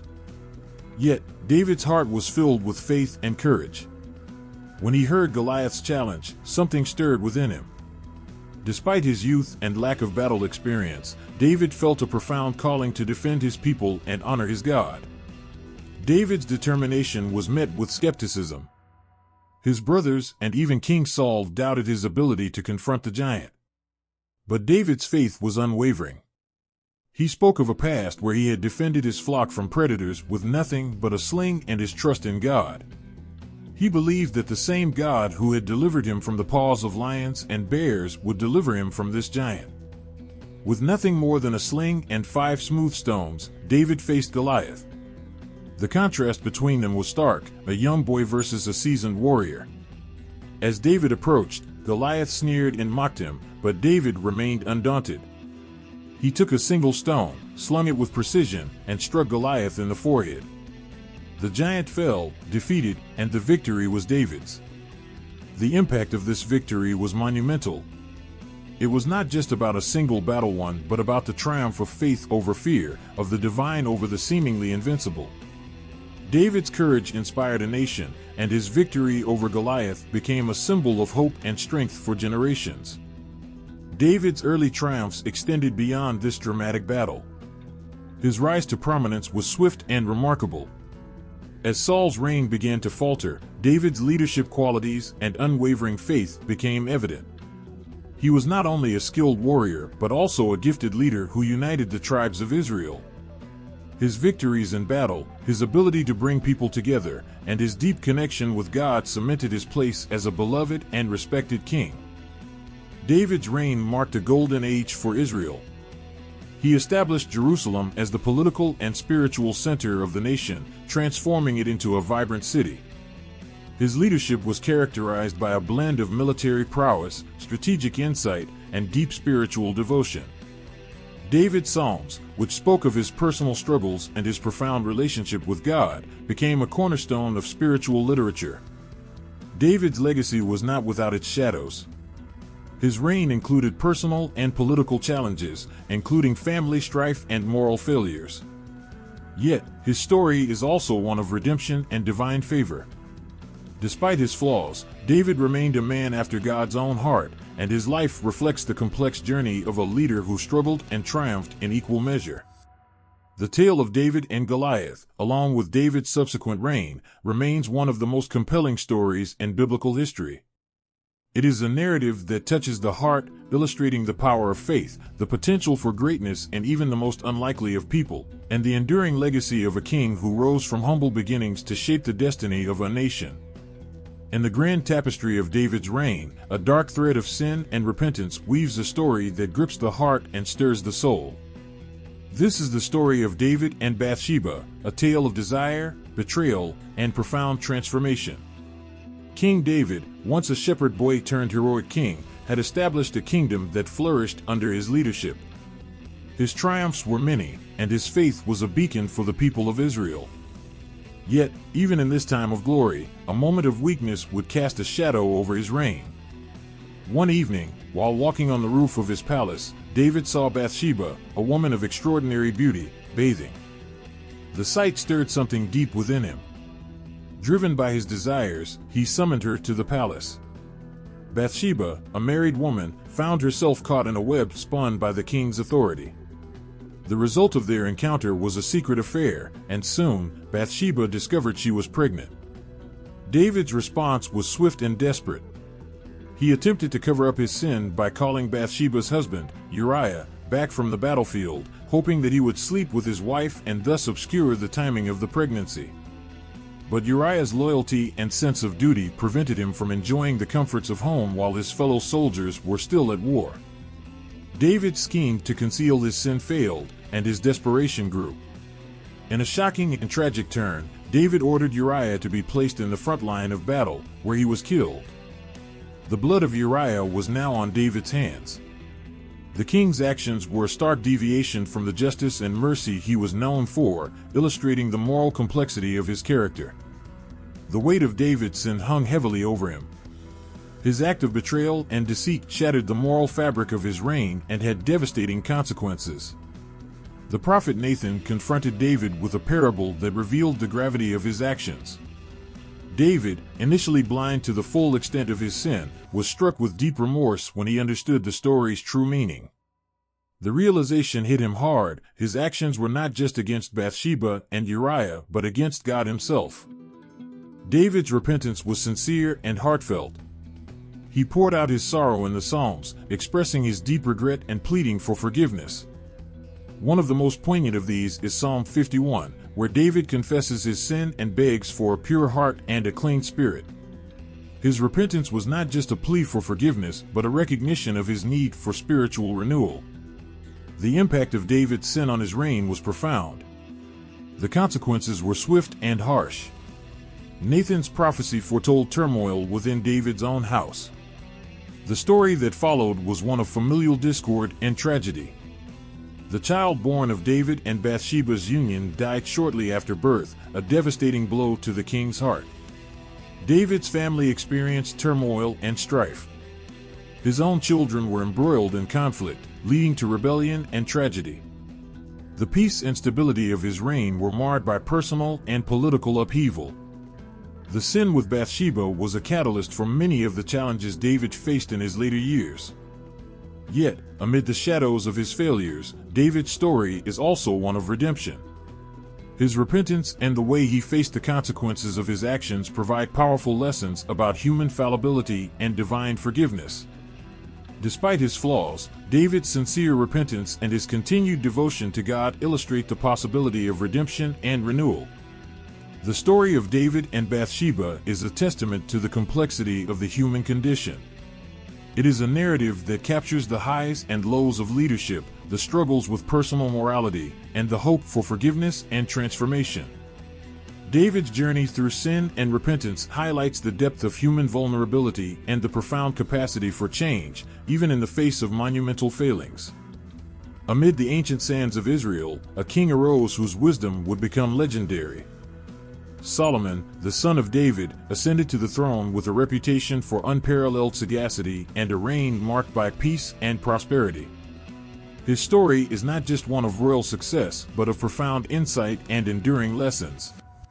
The young Solomon was faced with an extraordinary challenge.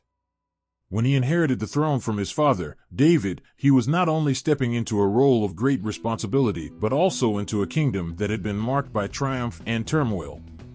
In a dream, God offered Solomon anything he desired.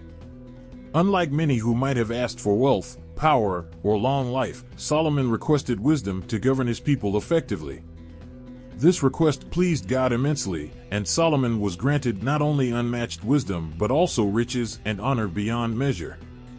The wisdom Solomon received was nothing short of miraculous. His reign became a beacon of justice and fairness. Stories of his discernment spread far and wide, drawing visitors from distant lands eager to witness his wisdom firsthand. One of the most famous tales involves two women who came before Solomon, each claiming to be the mother of the same baby. With remarkable insight, Solomon proposed to divide the child in two, offering each woman half. The true mother, overwhelmed by the prospect of losing her child, immediately revealed herself by choosing to give up her claim to save the baby's life. Solomon's judgment not only solved the dispute but also demonstrated his deep understanding of human nature and justice. During Solomon's reign, the kingdom of Israel experienced an era of prosperity and peace. His ability to govern wisely and his diplomatic acumen led to strong alliances and flourishing trade. The construction of the temple in Jerusalem, a magnificent house of worship, became a symbol of his dedication to God and the unity of his people. This grand project, which took 7 years to complete, was more than just an architectural marvel. It was a testament to Solomon's vision and commitment to creating a place where the divine and the earthly realms could meet. Solomon's wisdom was not confined to his governance alone. He also left behind a legacy of profound writings that continue to inspire and guide. The Proverbs, Ecclesiastes, and Psalm of Songs, traditionally attributed to Solomon, are treasures of ancient literature. The Proverbs are a collection of wise sayings and practical advice for living a good and righteous life. Each proverb distills the essence of human experience into memorable phrases that provide guidance on everything from relationships to work ethics. These teachings reflect Solomon's deep understanding of life's complexities and offer timeless wisdom that resonates across generations. Ecclesiastes presents a more contemplative view of life. The writer, often identified as Solomon, explores the meaning of life and the futility of human endeavors. It's a book filled with reflections on the transient nature of worldly pursuits and the quest for lasting purpose. The haunting refrain, "Vanity of vanities, all is vanity," echoes the disillusionment that Solomon felt as he pondered the limits of human achievement and the inevitability of mortality. Yet, Even in these reflections, there is a call to embrace the simple joys of life and to live in reverence of the divine. The Psalm of Songs, also attributed to Solomon, is a poetic and evocative celebration of love and desire.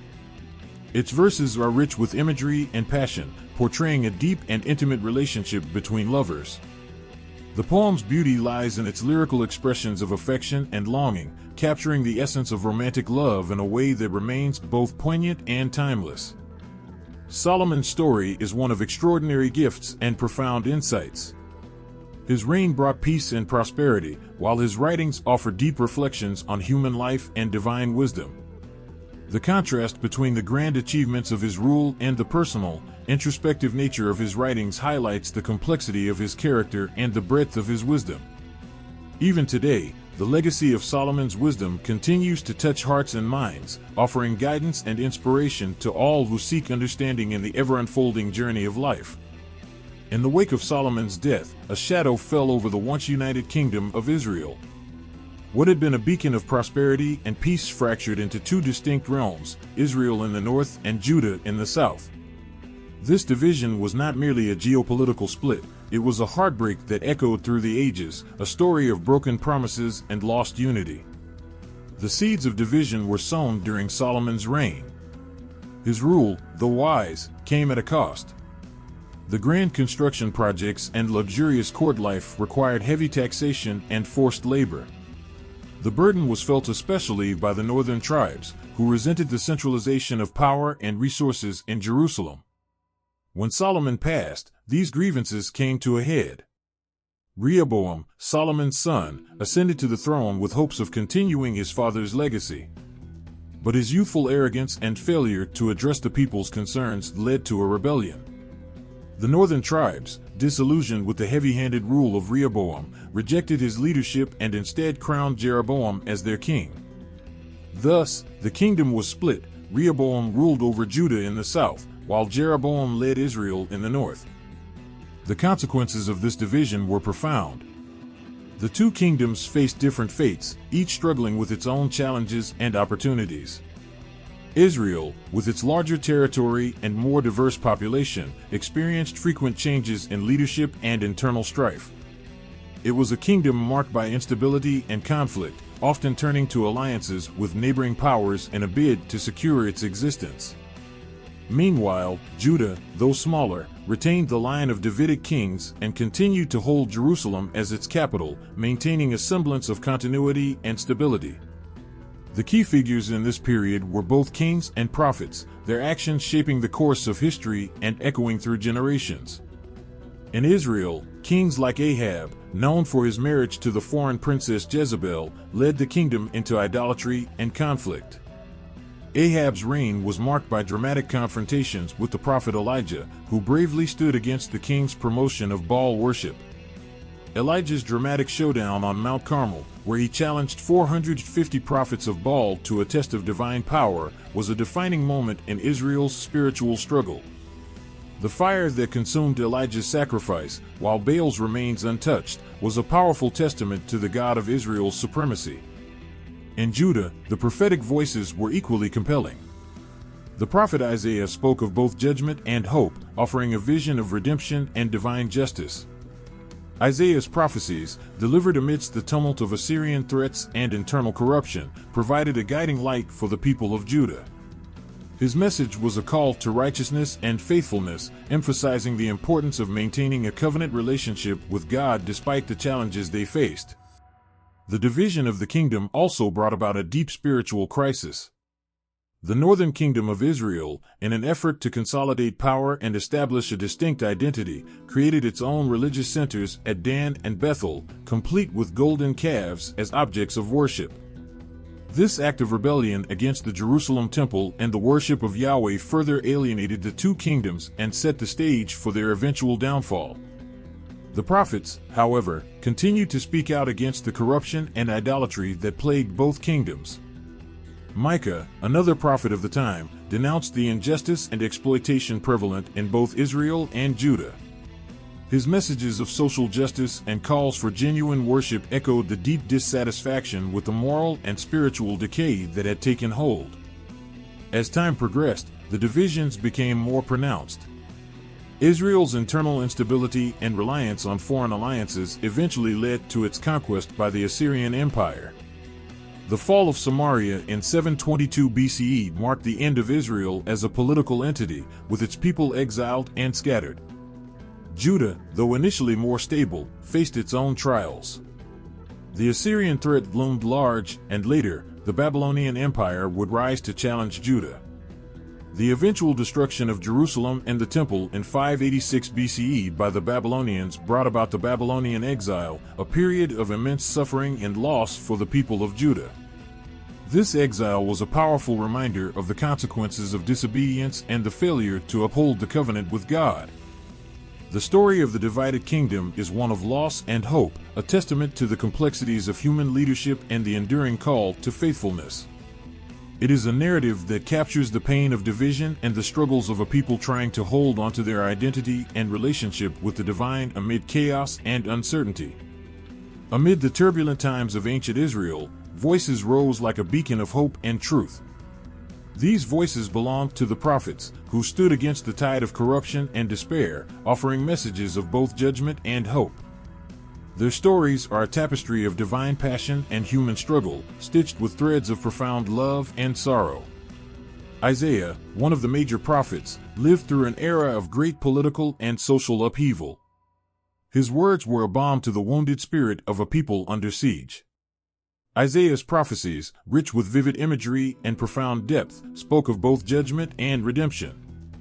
His vision of a future where justice would roll down like waters and righteousness like a mighty stream was a clarion call for transformation.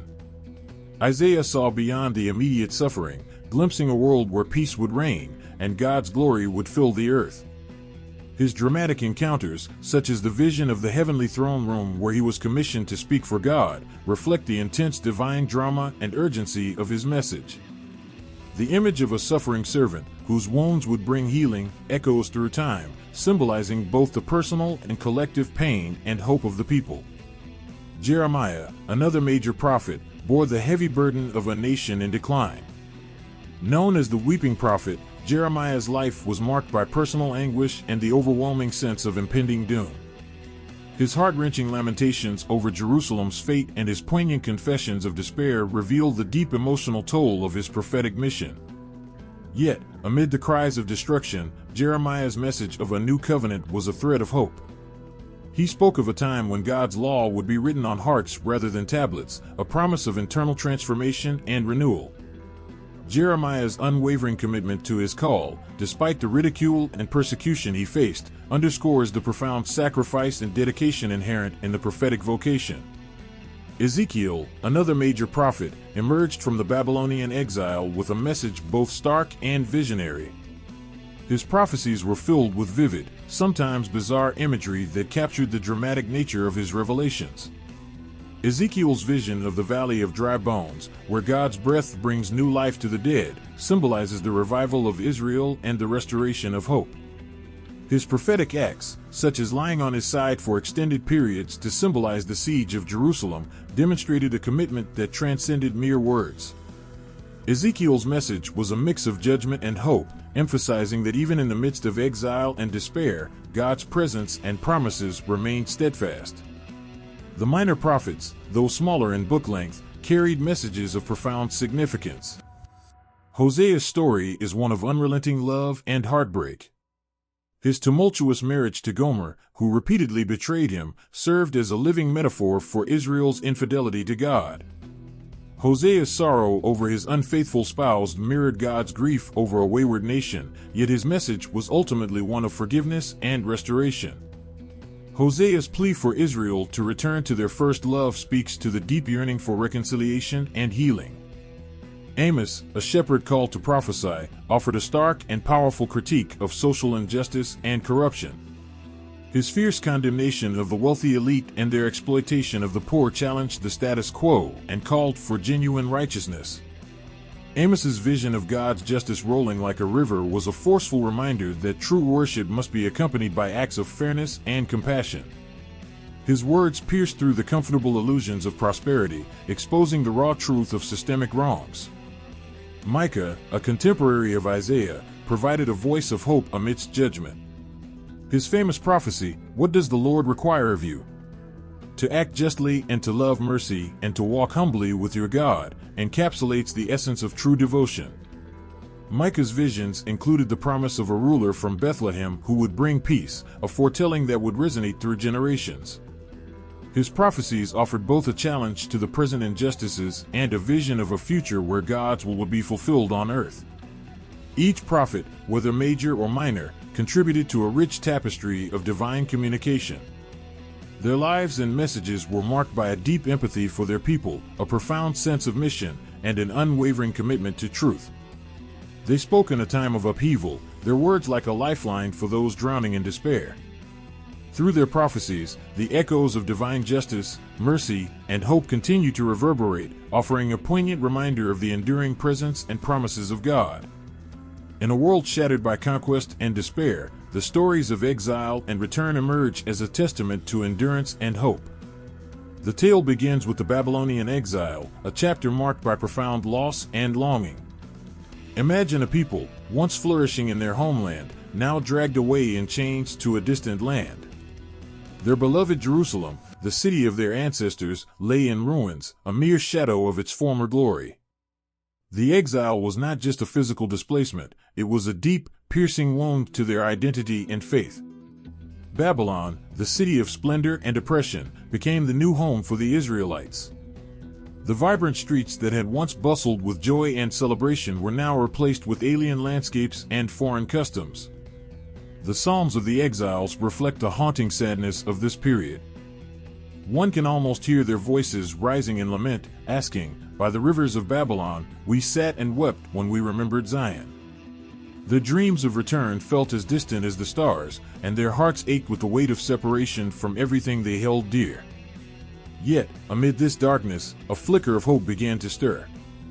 The very empire that had subdued them would soon become the backdrop for their miraculous return. The Persian king Cyrus, moved by an unexpected sense of justice and perhaps by divine intervention, issued an edict allowing the exiles to return to their homeland. This decree, etched in the annals of history, marked the beginning of a new chapter filled with both promise and challenge. The return to Jerusalem was not a simple or joyous process. It was a journey fraught with obstacles and hardships. The once glorious city lay in ruins, its walls broken and its temple desecrated. The people who returned were met with the daunting task of rebuilding not just their homes but their very identity as a nation. They faced opposition from neighboring peoples who were hostile to their efforts, and internal strife threatened to undermine their resolve. Every stone laid, every brick set in place, was a symbol of their resilience and determination. The story of Nehemiah, a cupbearer to the Persian king who became a pivotal leader in this period, stands out. Upon hearing of the desolation of Jerusalem, Nehemiah's heart broke. He wept, fasted, and prayed, beseeching God for favor and guidance. His passion and leadership were instrumental in rallying the people to rebuild the walls of Jerusalem. The image of the broken walls being restored under the fervent leadership of a man who had never even seen the city before is deeply moving. It represents the hope and determination of a people who refuse to let their dreams die.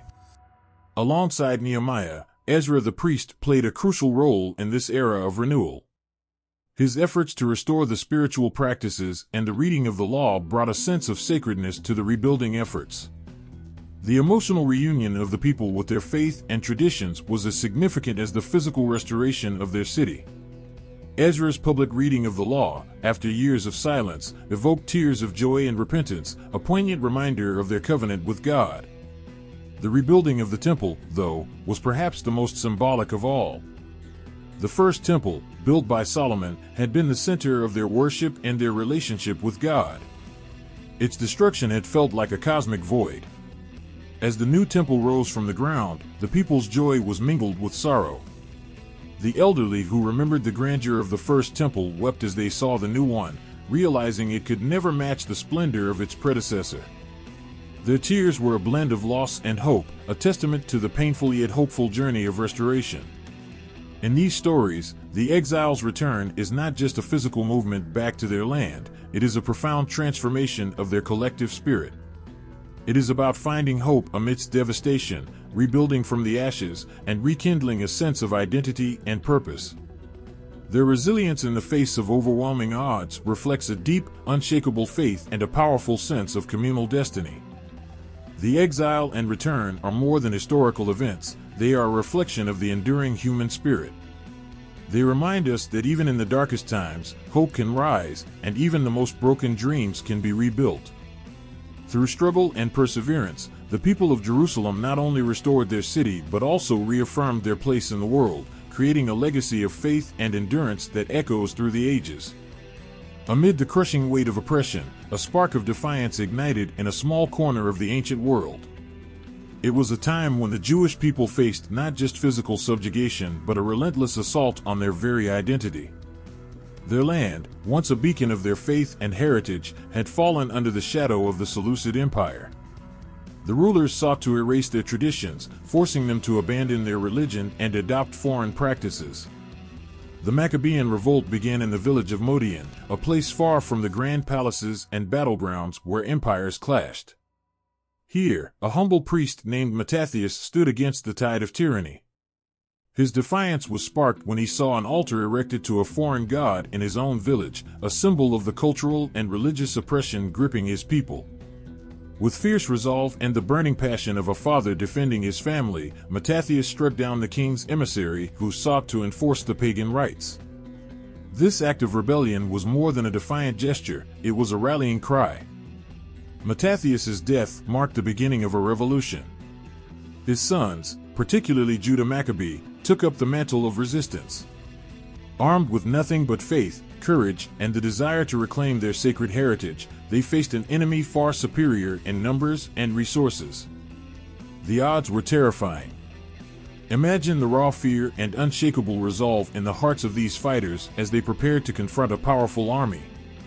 The revolt was not just a series of battles, but a dramatic struggle for survival and self-determination. Each skirmish, each victory, was a testament to the indomitable spirit of a people fighting for their right to worship and live freely. The Maccabees, despite their meager resources, engaged in daring guerrilla tactics, striking against the occupiers with a fervor that defied their small numbers. Their resilience in the face of overwhelming odds inspired their fellow countrymen, transforming a localized rebellion into a national movement. The most poignant moment of the revolt came with the recapture of Jerusalem.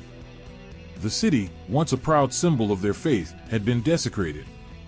As Judah Maccabee and his followers entered the city, their eyes fell upon the ruined temple, the heart of their spiritual life. The sight of the defiled altar, the broken vessels, and the shattered sacred spaces must have felt like a visceral blow to their very souls. The act of rededicating the temple was a profound moment of victory and renewal. It was not just about reclaiming a building, but restoring a symbol of divine promise and national identity.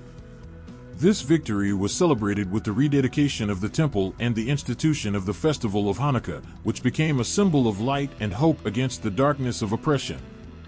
The menorah, which miraculously burned for 8 days with just a small amount of oil, became an emblem of their faith's resilience and the divine favor they believed had guided their struggle. It was a miracle that resonated deeply, a beacon of hope in a time of despair. The Maccabean revolt had a profound impact on both history and religion. It restored a measure of political independence to the Jewish people and rekindled their cultural and religious traditions.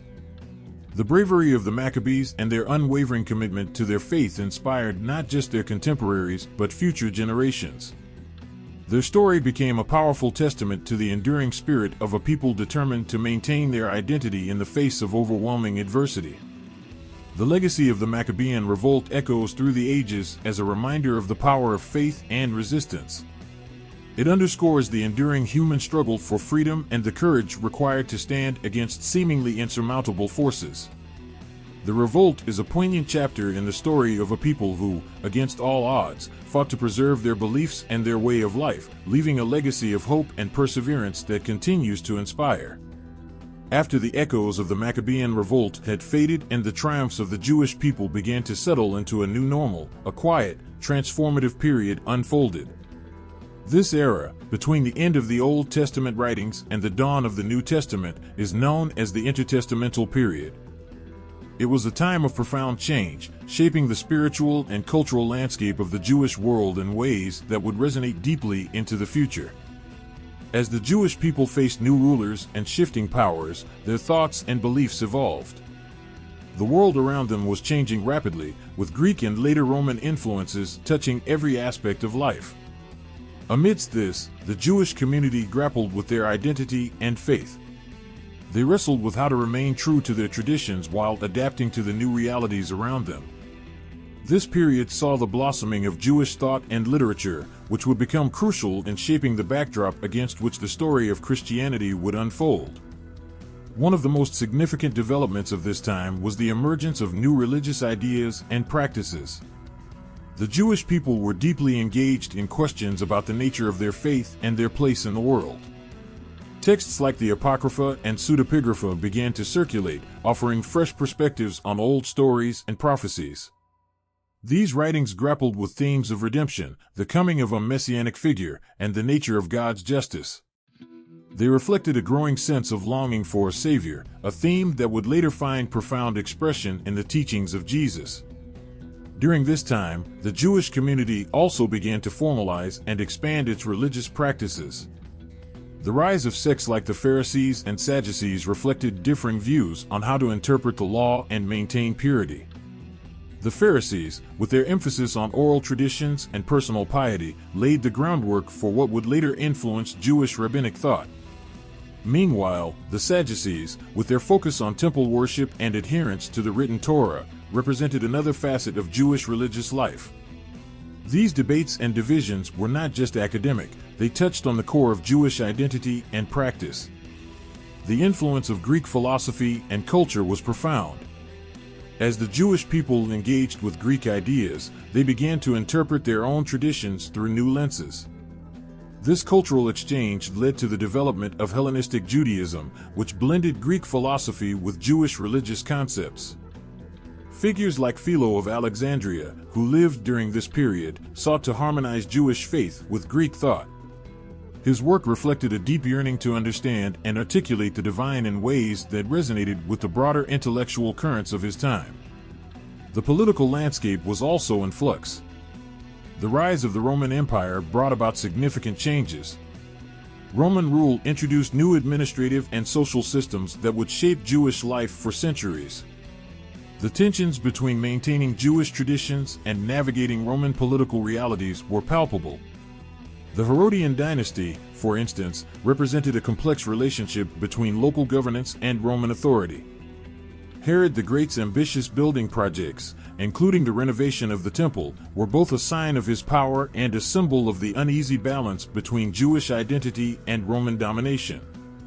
As the Jewish people navigated these changes, their hopes and expectations began to crystallize.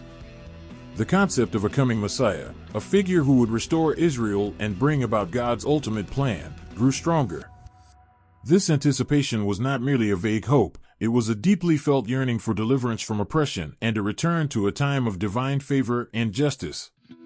This longing was echoed in the writings of the time and became a defining feature of the religious climate leading into the New Testament period. The seeds planted during the intertestamental period would bear fruit as the story of Christianity began to unfold.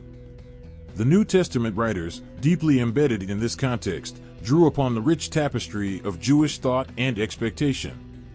The figure of Jesus, with his message of salvation and his challenge to existing religious norms, was both a product of and a reaction to the complex landscape of Jewish thought and practice that had developed over centuries. In this crucible of change and expectation, the stage was set for a new chapter in religious history.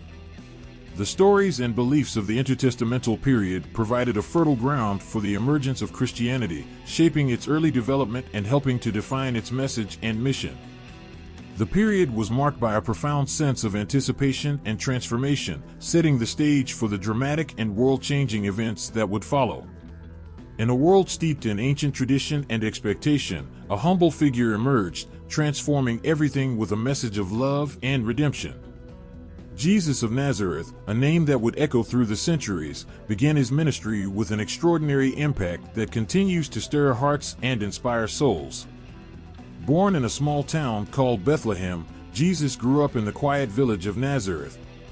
His early years were ordinary, yet there was something profoundly different about him.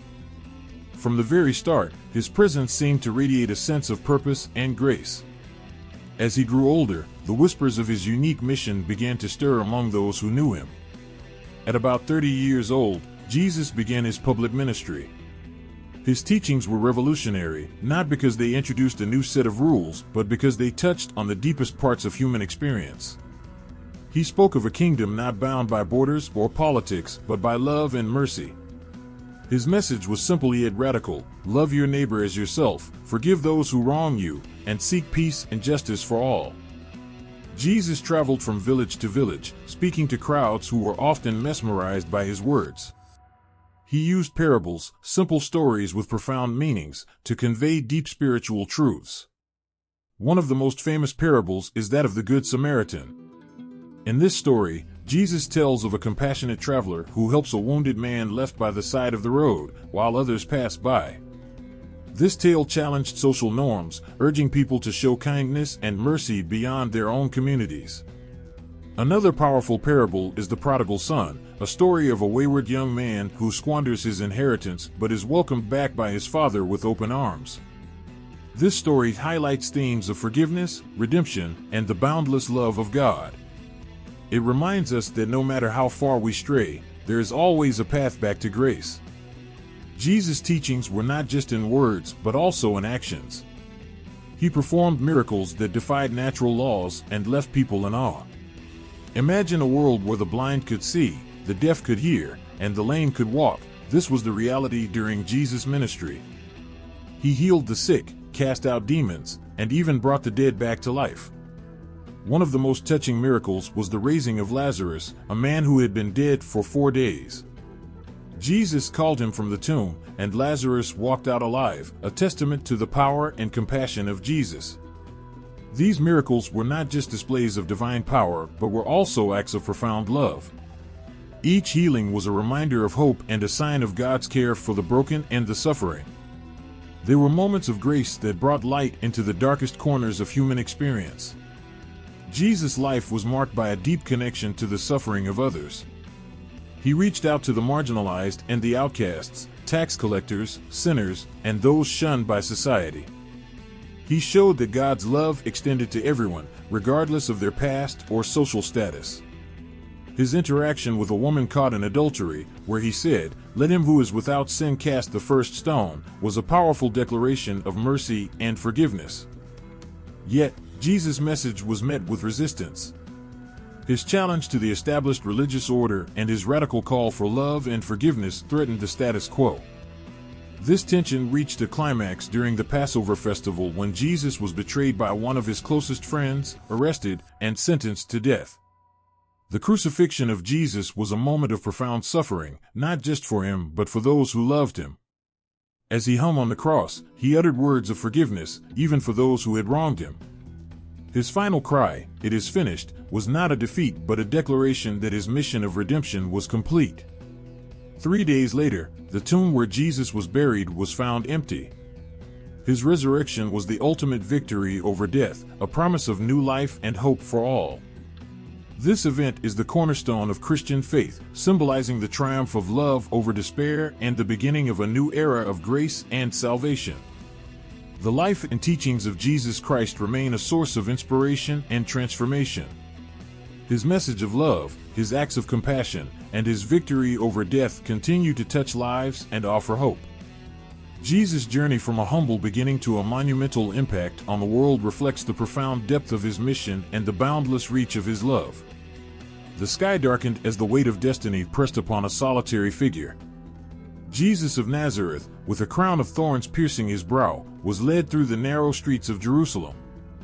The city, once filled with anticipation and hope, now bore witness to an excruciating ordeal that would forever alter the course of human history. The journey to Golgotha was brutal. Each step Jesus took was a testament to his suffering. The cross, heavy and splintered, dug into his shoulders, making his progress a grueling struggle. The people who had once gathered to hear his words now watched in silence, their faces reflecting a mix of pity and confusion. The weight of the cross was not just physical. It symbolized the immense burden of humanity's sins that Jesus bore willingly. His hands and feet were nailed to the rough timber, each hammer blow resonating with the agony of an unjust sentence.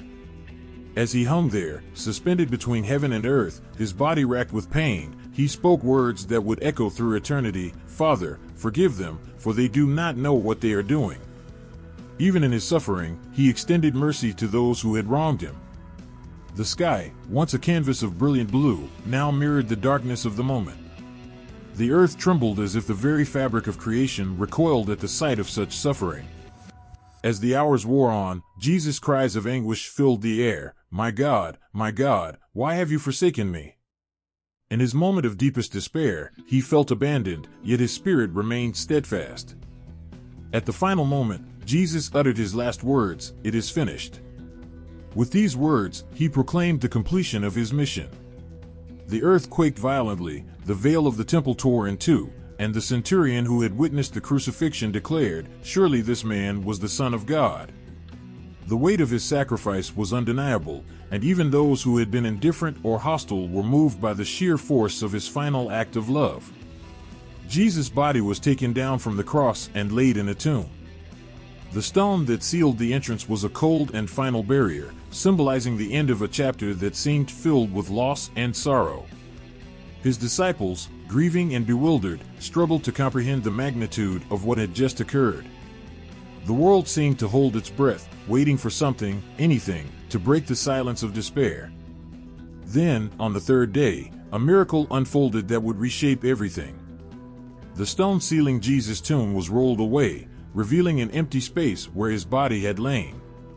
An angel, radiant and filled with divine joy, proclaimed to the astonished women who came to the tomb, "He is not here, he has risen."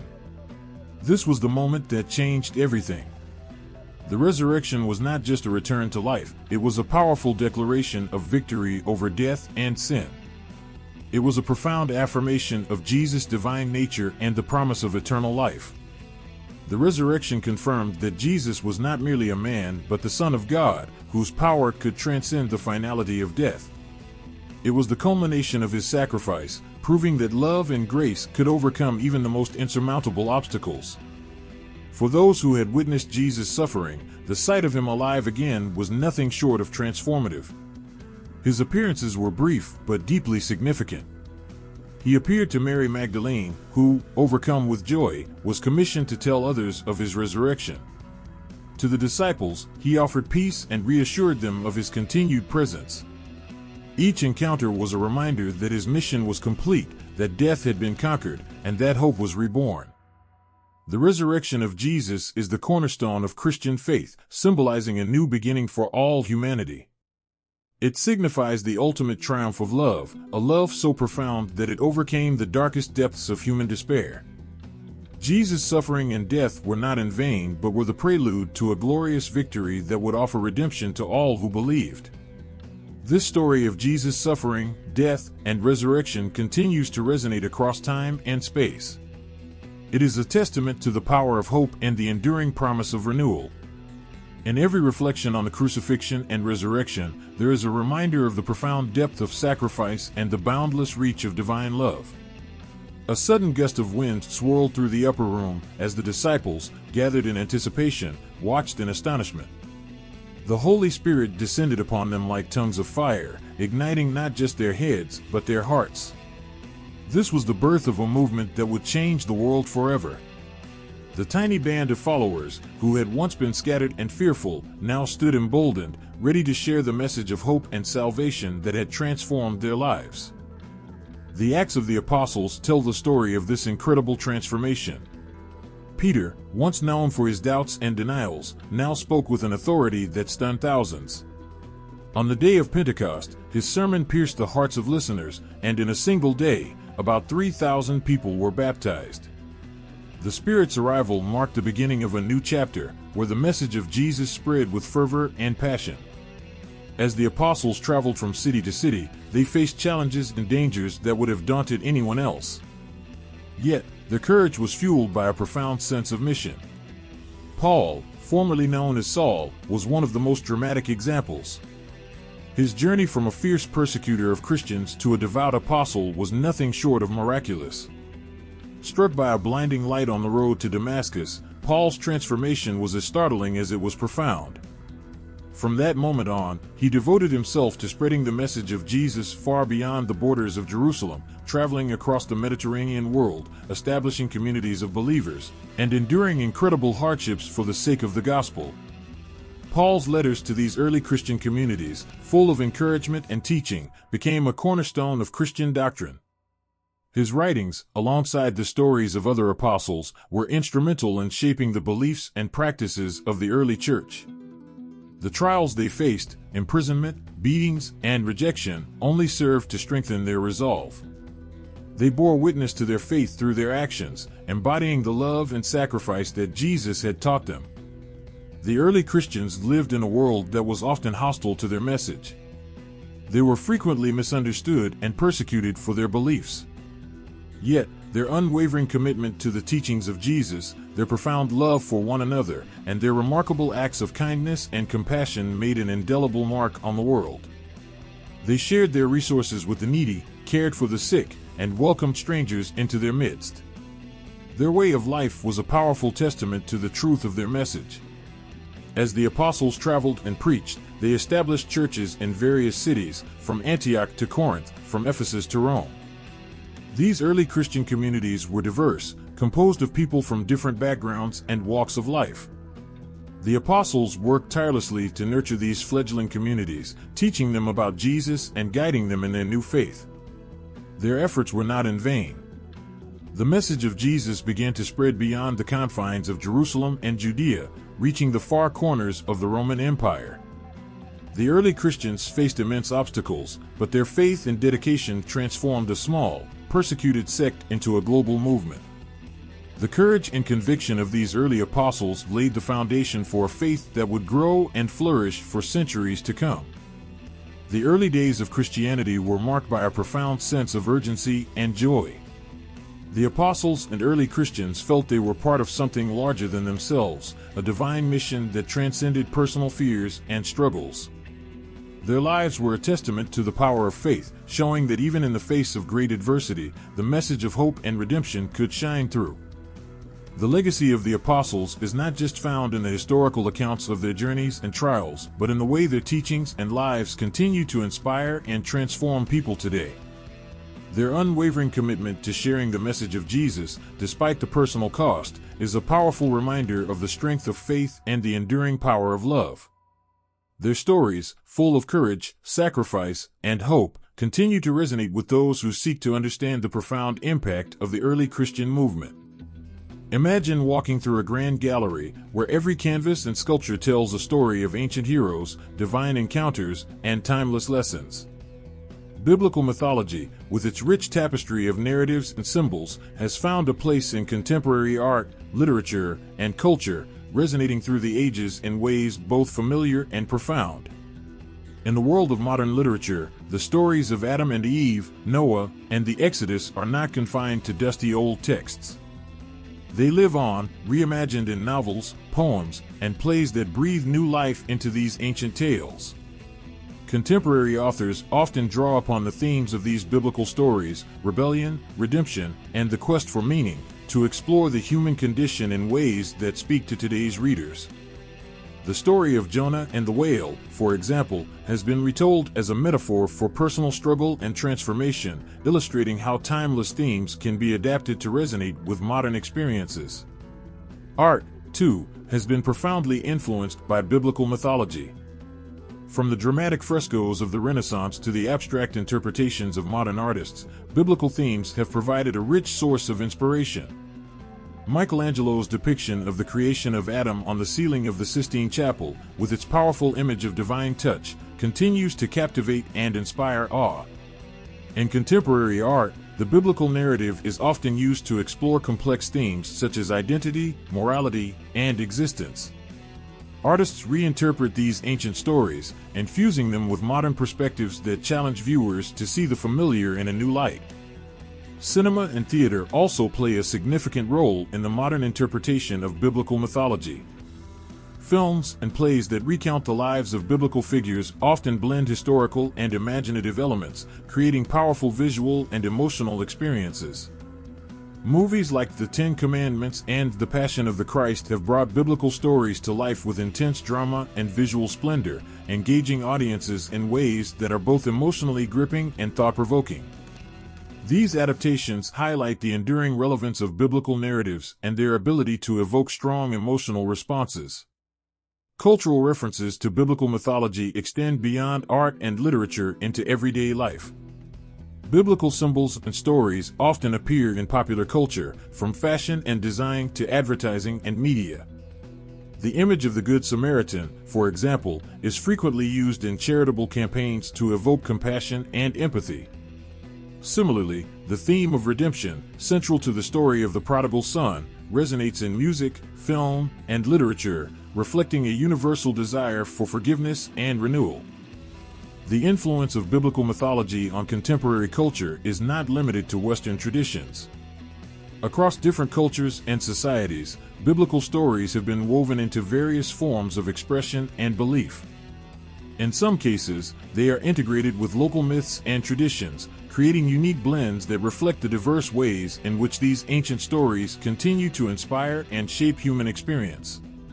Even as biblical mythology is reinterpreted and adapted to fit modern contexts, its core messages endure. Themes of justice, mercy, and the human search for meaning continue to resonate deeply with people today. The story of Moses leading the Israelites out of Egypt, for instance, serves as a powerful symbol of liberation and hope, inspiring those who seek freedom from their own struggles and oppression. The impact of biblical mythology on contemporary art, literature, and culture demonstrates the timeless nature of these ancient stories.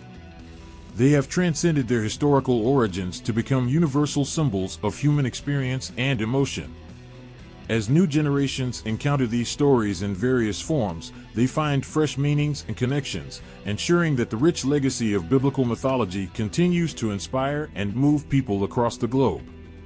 In every brushstroke, word, and scene, the echoes of biblical mythology remind us of the profound ways in which ancient stories can shape and enrich our modern world. They offer a glimpse into the enduring power of myth to capture the human spirit, bridging the past and present in ways that are both beautiful and deeply resonant.